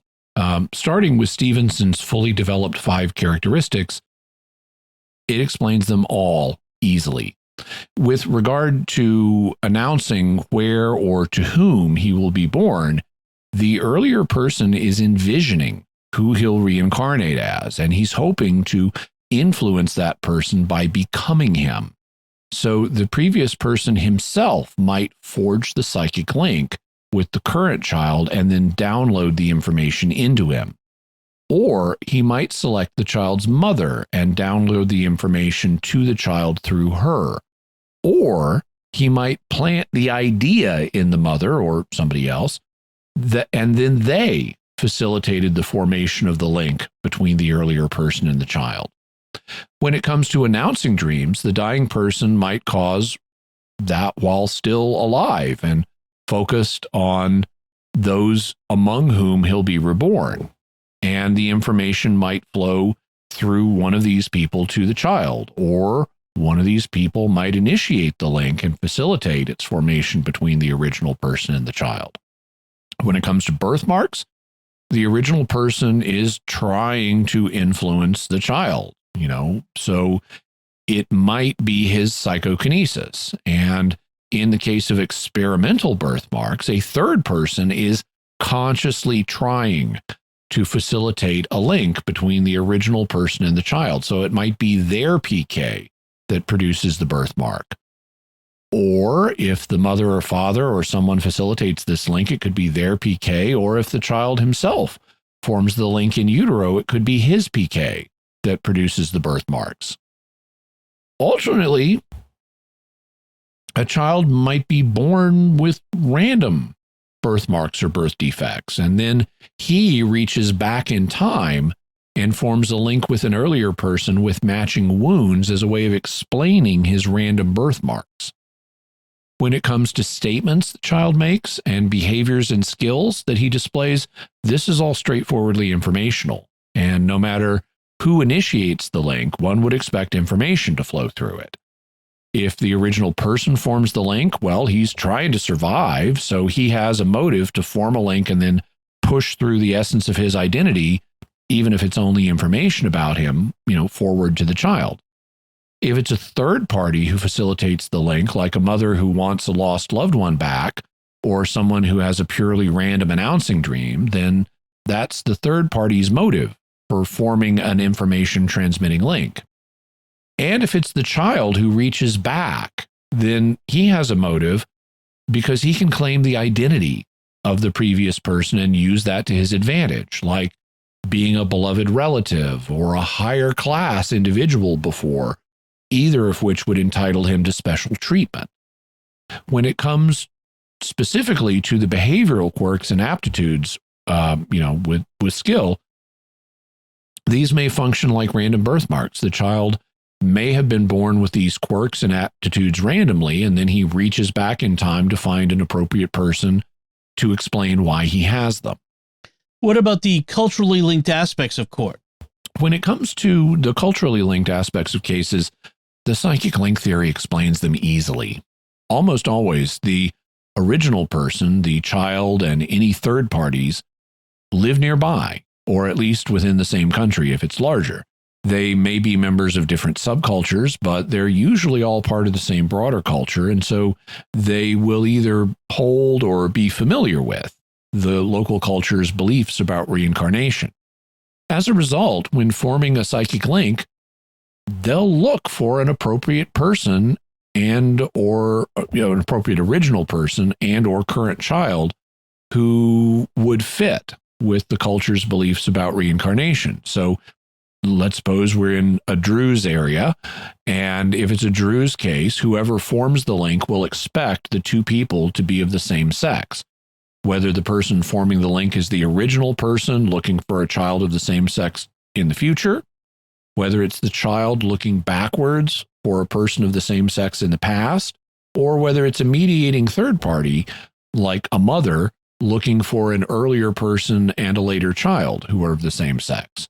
And the same goes for all the other culturally linked aspects of cases of the reincarnation type. This theory thus seems to have the best of both worlds.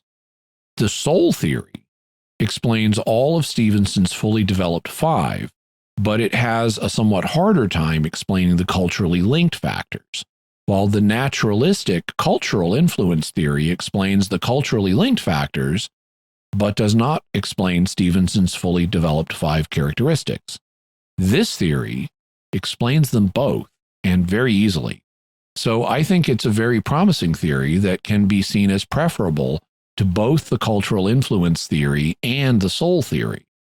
It also shares with the residue theory an explanation for the fact that children in court would only have incomplete knowledge of the earlier person, because not everything about the earlier person will flow through a psychic link. And in keeping with psychic functioning, it won't all be accurate. So the incomplete and not fully reliable nature of the memories looks like what we would expect from psychic functioning. It also can explain cases of multiple incarnations where two or more people remember being the same earlier person, and it does that as well as the residue theory does.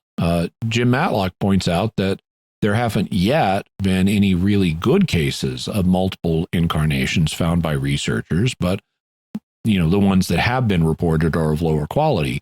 But if such cases happen, the psychic link theory would explain them easily, because more than one psychic link could be formed to the same earlier person. Child number one might form a link with an earlier person, and then child number two might form a link with the same earlier person, so that they both inherit information about this person. This wouldn't be a case of soul splitting or replication, just the information being downloaded by more than one person. The theory sounds promising, but are there any other reasons to prefer the psychic link theory? I think there are several. First, it could explain why so many cases involve violent deaths.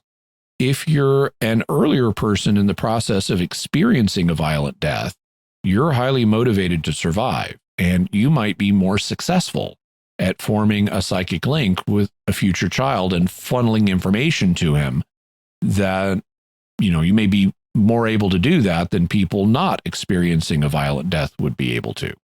Alternately, if you're a child looking back in time to find an appropriate person to explain things about you that are unique, like your birthmarks, people experiencing violent deaths might be brighter, more obvious psychic targets to connect with. Similarly, the psychic link theory could explain why those who don't experience violent deaths often practice meditation or are especially religious.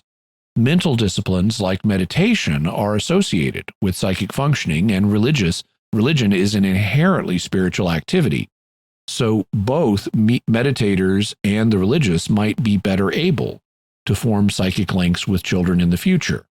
Or, because of their greater mental discipline, they might make better targets for children looking back into the past. And if it turned out that there are any veridical cases where the earlier person was famous, the psychic link theory could explain that too.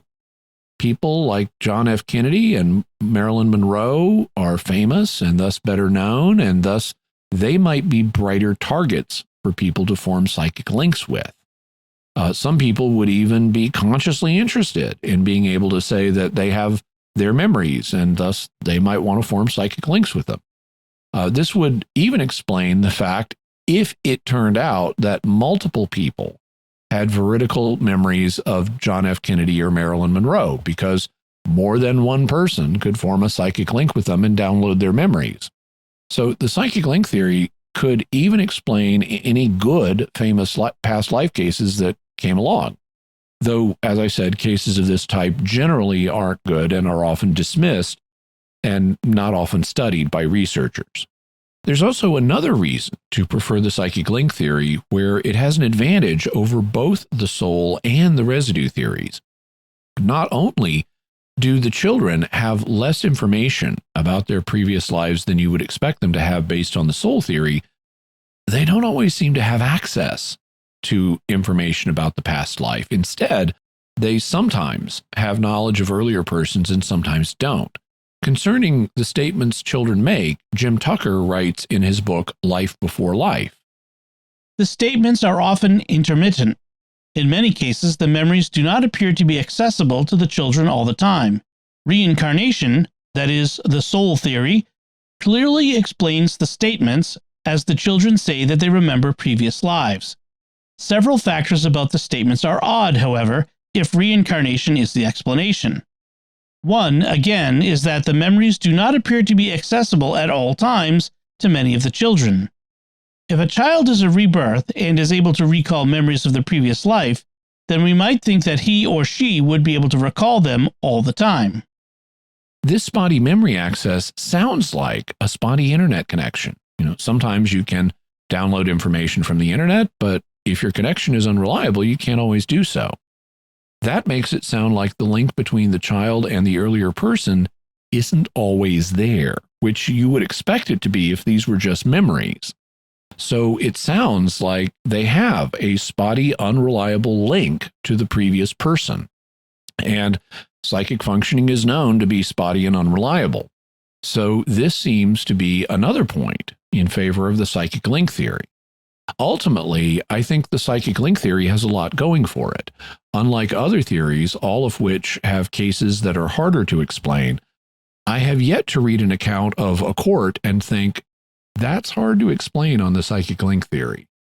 Are there objections to the psychic link theory that we ought to consider? Since this theory seems to be new, it hasn't been directly critiqued in the literature yet, at least not as far as I've seen.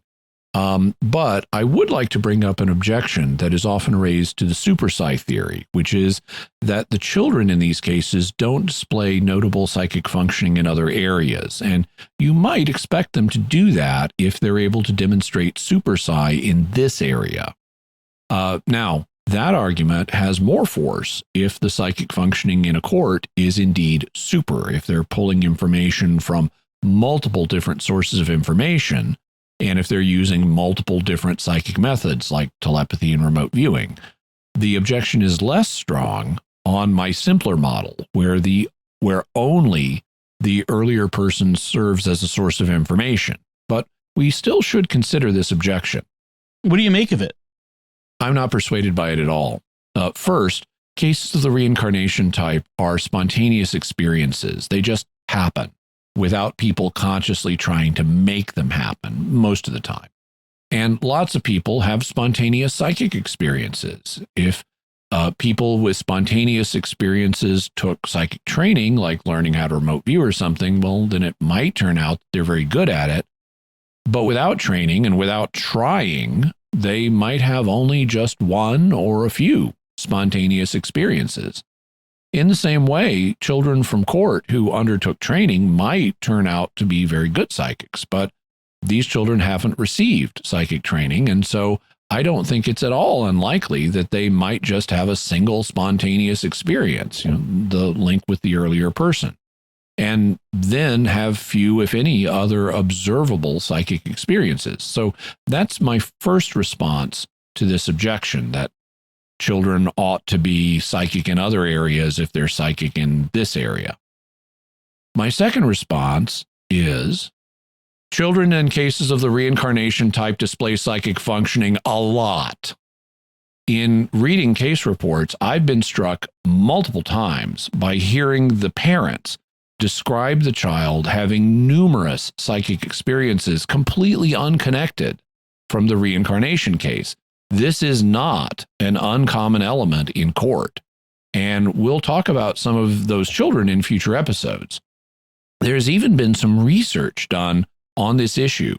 In his book, Return to Life, Jim Tucker writes, most of the children in our cases do not show any psychic abilities. At last count, only 26% of the families have said that the children displayed any ESP other than their past life memories, with nearly 3/4 of those showing just a slight amount. Now, you can hear how Tucker is downplaying this, but to me, this sounds extremely significant. 26% have been reported by families to display psychic functioning unrelated to their past life memories.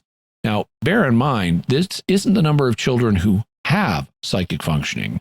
According to many parapsychologists, all of us have low-level psychic functioning happening all the time. This represents 26% of the children who have displayed such strong psychic functioning that their families noticed it and were impressed enough by it to both remember it and report it to researchers. 26% of children in court displaying unrelated, memorable psychic functioning would be a high percentage. So because spontaneous psychic experiences tend to be one-off in nature, and because a high percentage of children in these cases do have repeated, unrelated psychic experiences, I don't think this objection is successful at all.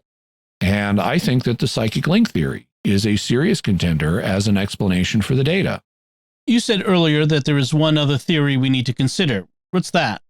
One of the big subjects in parapsychology is survival research. Do we have scientific evidence that people survive death? And, that's the reason people study near-death experiences, or one of the reasons. And one reason why they study apparitions and hauntings, and mediums, and reincarnation cases. And a lot of the discussion centers on whether particular instances offer evidence of survival or whether they can be explained in a way that doesn't involve survival. The soul theory of reincarnation cases would indicate survival because a soul survives and then it comes back in a new body. However, theories involving living agent psi, like the super psi theory and the psychic link theory, don't necessarily involve survival because all of the information transfer is done by people who are living at the time of the transfer, even if they're separate from each other in time. But these two possibilities aren't mutually exclusive. It could be the case that both the soul survives death and that the data in court is due to living agent psi. That would be my view, for example.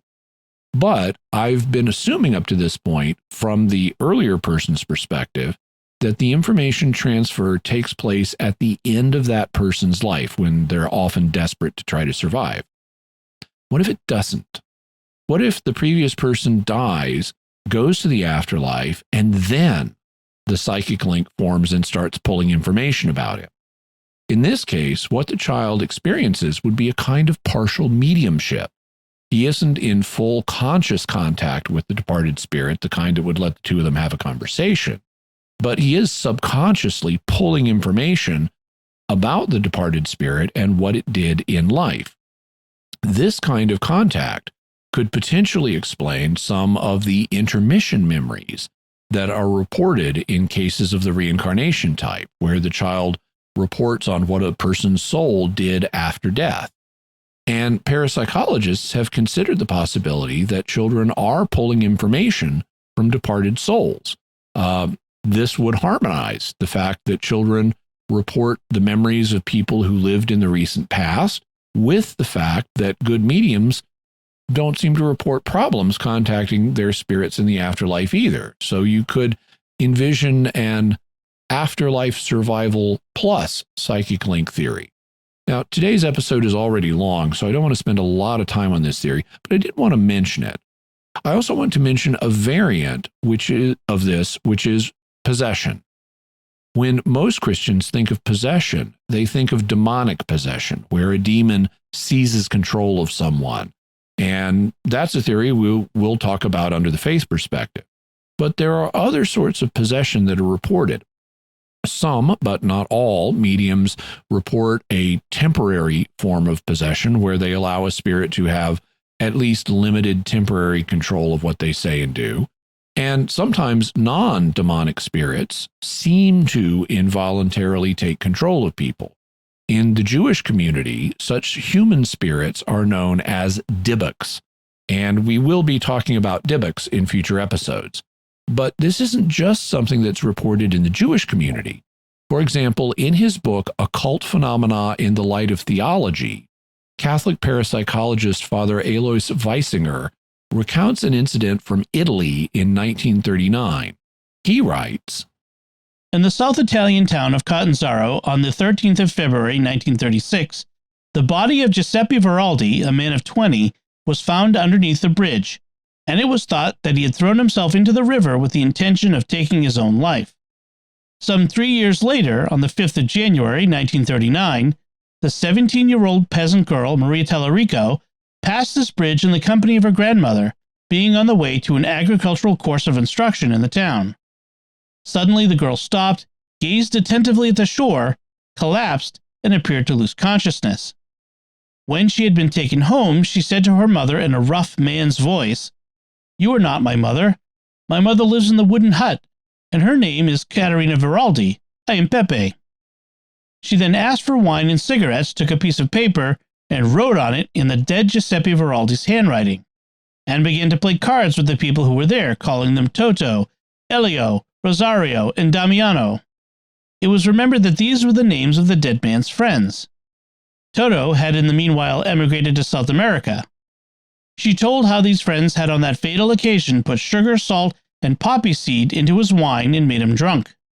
How then they had beaten him and dragged him to the bridge. When Pepe's mother arrived, the girl said to her in Pepe's voice, "My friends murdered me. They threw me into the riverbed. Then, as I lay there, they beat me with a piece of iron and tried to make the whole thing look like suicide." We won't go through this story in detail in today's episode, at least, but what Father Weisinger is reporting looks like a case of a recently deceased human soul temporarily working through the body of a teenage girl, a kind of Christian Dybbuk experience. And Father Weisinger is open to that interpretation. I've also spoken to people who work in Catholic exorcism ministry, and they also have reported that demonically possessed people sometimes appear to also have the souls of damned humans in them, which is something we will discuss from the faith perspective in future episodes. My point is that it's also possible that past life memories could be explained in some cases by possession, and parapsychologists are alert to this fact. Parapsychologists do study possession, although not typically the demonic variety, and sometimes possession may be more closely tangled up with a reincarnation case, in which case they may refer to it as an instance of replacement reincarnation. That's why I included the case of the Indian boy Jasbir Jat last episode, because Jasbir appeared to die, and then he came back with a completely different personality of Sobaram, a man who had just died. And Sobaram's personality remained for the rest of his life. It was as if Jasbir really did die, and then someone else took his place. Can we use possession as a general explanation for cases of the reincarnation type? I don't think so, and neither do many parapsychologists, because Jasbir Jat's case is rare. Cases of apparent replacement reincarnation are really uncommon. Also, court don't look like typical cases of possession. In a possession case, an alternative personality completely supplants the normal one, and their memories and personality are completely different, like what happened with Jasbir Jat. But that isn't what happens in a typical court. It's a normal person with their normal memory and personality. They just have a few quirks, like extra memories of events before their birth. So possession may explain some court, but I don't think it's a good general explanation for most of them. Since we're talking about possession, let's shift over to the faith perspective. Even if possession isn't a good explanation for court in general, could demonic possession be an explanation for some of them? It's possible, but as we discussed in episode 188, you can't just declare something to be demonic. You need evidence to support the demon theory in particular instances. Most court don't appear to involve possession at all, much less possession by a demon. So I'm not seeing the evidence in general, though there could be cases where it happens. If you can provide evidence both that possession is happening and that is specifically possession by a demon. Could demons be acting in a more subtle way in court? A way that would not be obvious? It's possible, but again, as we discussed in episode 188, you could say that about anything. If you wanted, you could propose all of modern technology is secretly being run by demons. It's part of an elaborate long con game where demons have convinced scientists and engineers that they're manipulating a force called electricity based on the flow of particles called electrons, when really it's demons running every technological device.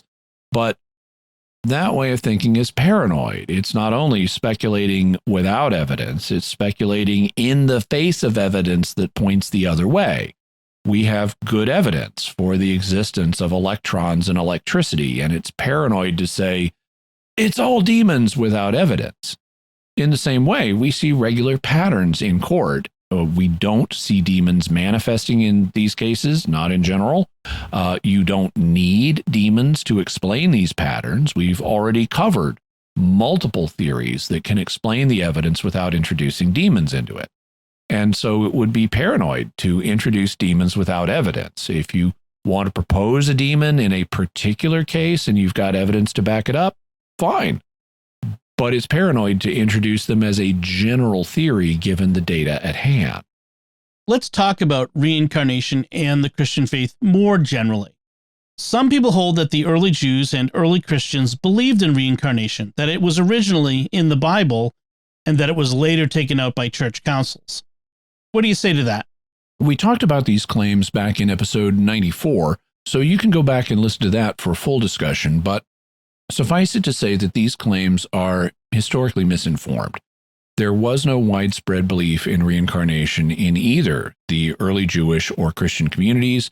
In the early centuries, the only group that had such a belief was the fringe group known as the Gnostics, but they weren't mainstream Christians. They were the ancient equivalent of the modern New Age movement, and they really represented a separate religion that just had some Christian elements in it, just like the modern New Age movement does. Reincarnation also isn't taught in the Bible, and it wasn't taken out of the Bible by church councils. Reincarnation isn't even mentioned in the texts of the councils that this is claimed for. And it wouldn't have even been possible for councils to take it out of the Bible because there was no central registry of Bibles that they could go confiscate and then edit. And because we've recovered biblical texts from before these councils even met, like in the sands of Egypt, and none of them have reincarnation in them. So these claims are false. The Christian belief has always been in resurrection, not reincarnation, because Jesus was resurrected, and the New Testament makes it clear that our fate will be the same as Jesus's fate. We will resurrect, not reincarnate. Does Scripture ever speak about reincarnation? Not using the term or one of the terms for it, but it does refer to the concept in Hebrews 9:27, which says, "It is appointed for man to die once, and after that comes judgment." When the author says it is appointed for man to die once, he's responding to the Greco-Roman ideas about reincarnation, where people would die multiple times and come back in different bodies. But the author of Hebrews indicates this isn't the case. We will die once, and then our lives will be judged, determining our ultimate fate. Is there any way to square any form of reincarnation with this? This is a more difficult issue than you might think. What is clear is that Hebrews 9:27 establishes the general rule of what happens to human beings, but it doesn't require that there are no exceptions to this rule. In fact, there are exceptions to this rule. One of them is the prophet Elijah. He did not die. Instead, he was caught up to heaven in a whirlwind. He did not ride a fiery chariot. God showed up in a fiery chariot, but Elijah went up to heaven in a whirlwind. And so it would appear that Elijah was an exception to the rule that it is appointed for man to die once, because he didn't die.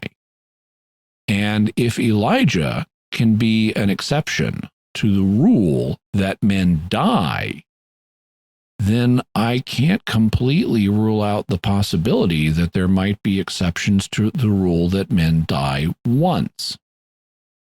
Back in 1980, the sketchy but not completely heretical theologian Karl Rahner proposed that children who died very young, including unborn children who die before birth and never have the chance to make a free choice for or against God, might be exceptions to this rule. He proposed that maybe God would, and he didn't say this happening, but he proposed maybe God would allow them to come back in new bodies, to be born and grow into full moral agents that could then make a responsible choice. Now, I am not favorable towards this idea. It is too speculative for me and too far outside of where the magisterium has gone. But strictly speaking, as uncomfortable it is to admit, I can't say that it's utterly impossible that God would make exceptions for such people. What I can say is that Hebrews 9:27 definitely describes the rule that applies to human beings. And so any version of the soul theory of reincarnation that proposes reincarnation is the normal fate of mankind is false from the perspective of Christian faith. What about the other theories we've covered, like the residue theory and the psychic link theory? They don't appear to be in conflict with the faith, so long as you, your intellectual soul, doesn't come back in a new body. The faith doesn't really have anything to say about it. So if people leave behind some kind of residue containing memories or behavior patterns or birthmark instructions, the faith doesn't say that this can't pass from one person to another.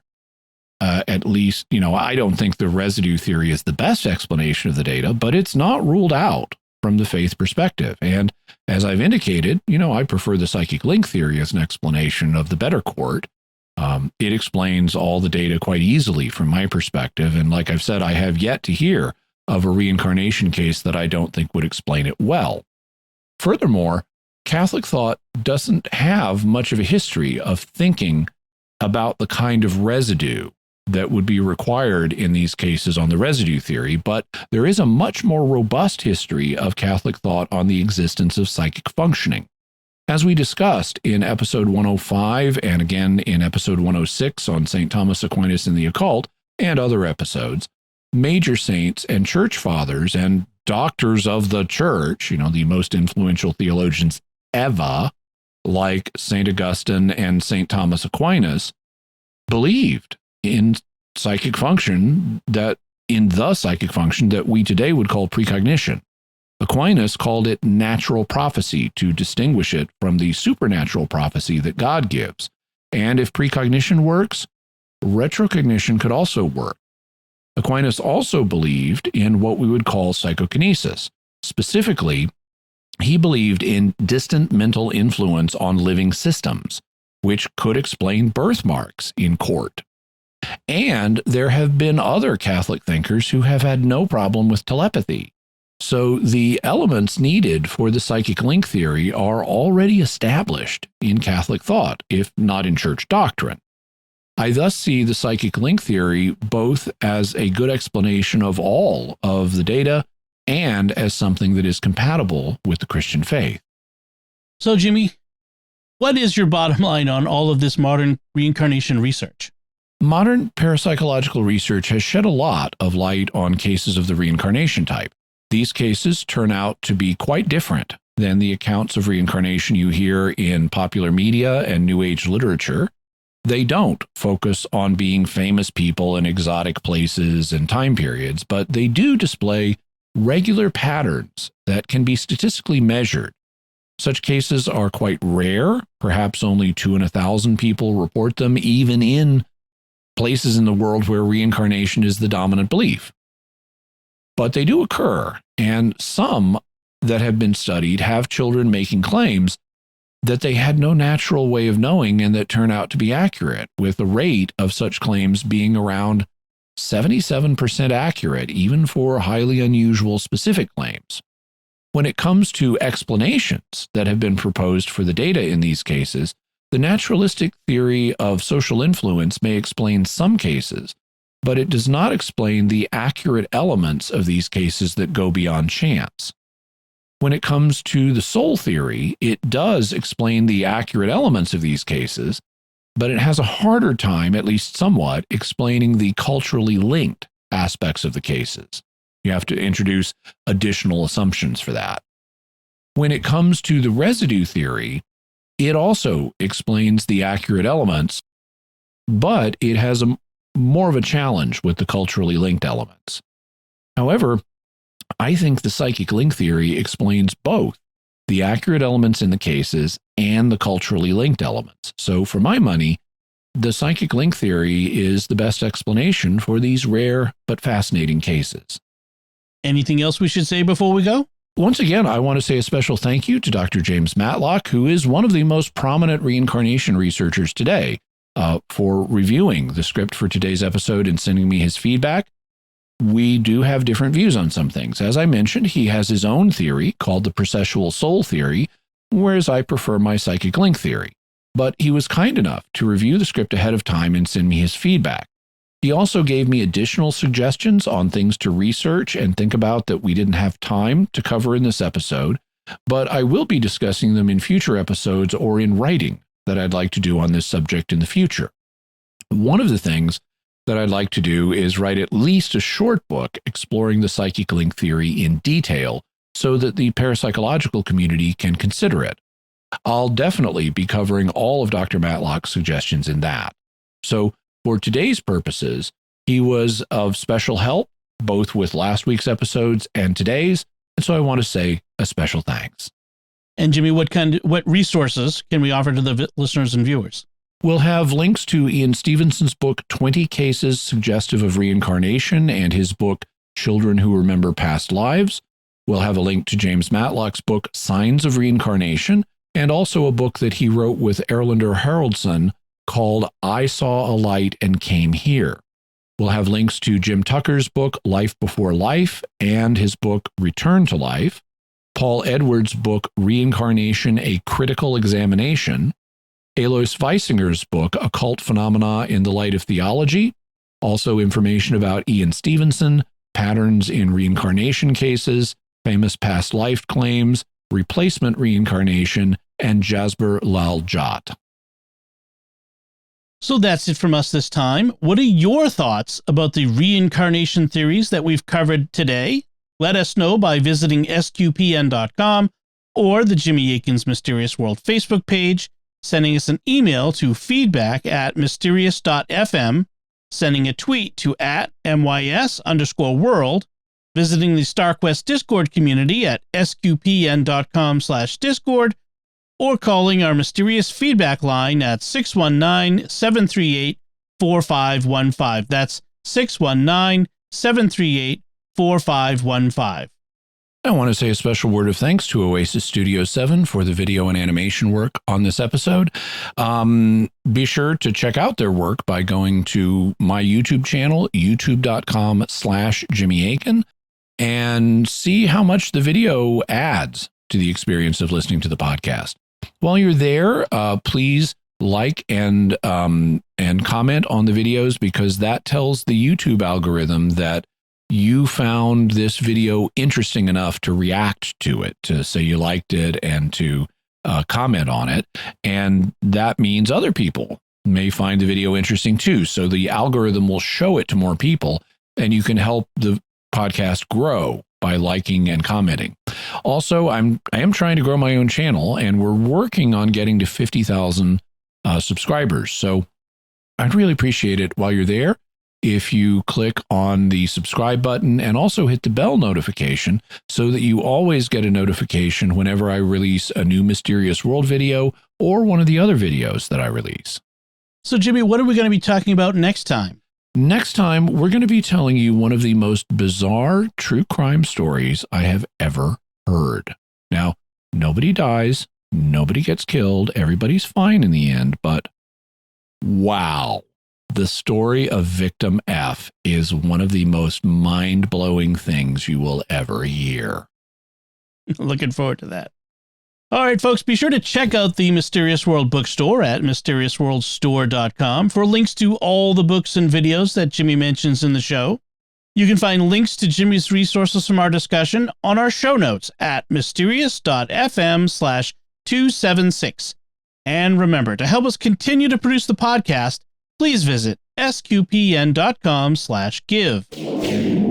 Jimmy Akin's Mysterious World is also brought to you in part by Rosary Army, featuring award-winning Catholic podcasts, rosary resources, videos, and the School of Mary online community, prayer, and learning platform. Learn how to make them, pray them, and give them away while growing in your faith at rosaryarmy.com and schoolofmary.com. Jimmy Akin's Mysterious World is also brought to you by Tim Shevlin's personal fitness training for Catholics, providing spiritual and physical wellness programs and daily accountability check-ins. Strengthen yourself to help further God's kingdom. Work out for the right reason with the right mindset. Learn more by visiting fitcatholics.com. Jimmy Akin's Mysterious World is also brought to you in part by The Grady Group, a Catholic company bringing financial clarity to their clients across the United States, using safe money options to produce reasonable rates of return for their clients. Learn more at GradyGroupInc.com. Until next time, Jimmy Akin, thank you for exploring with us our mysterious world. Thanks, Dom. And once again, I'm Dom Bettinelli. Thank you for listening to Jimmy Akin's Mysterious World on StarQuest.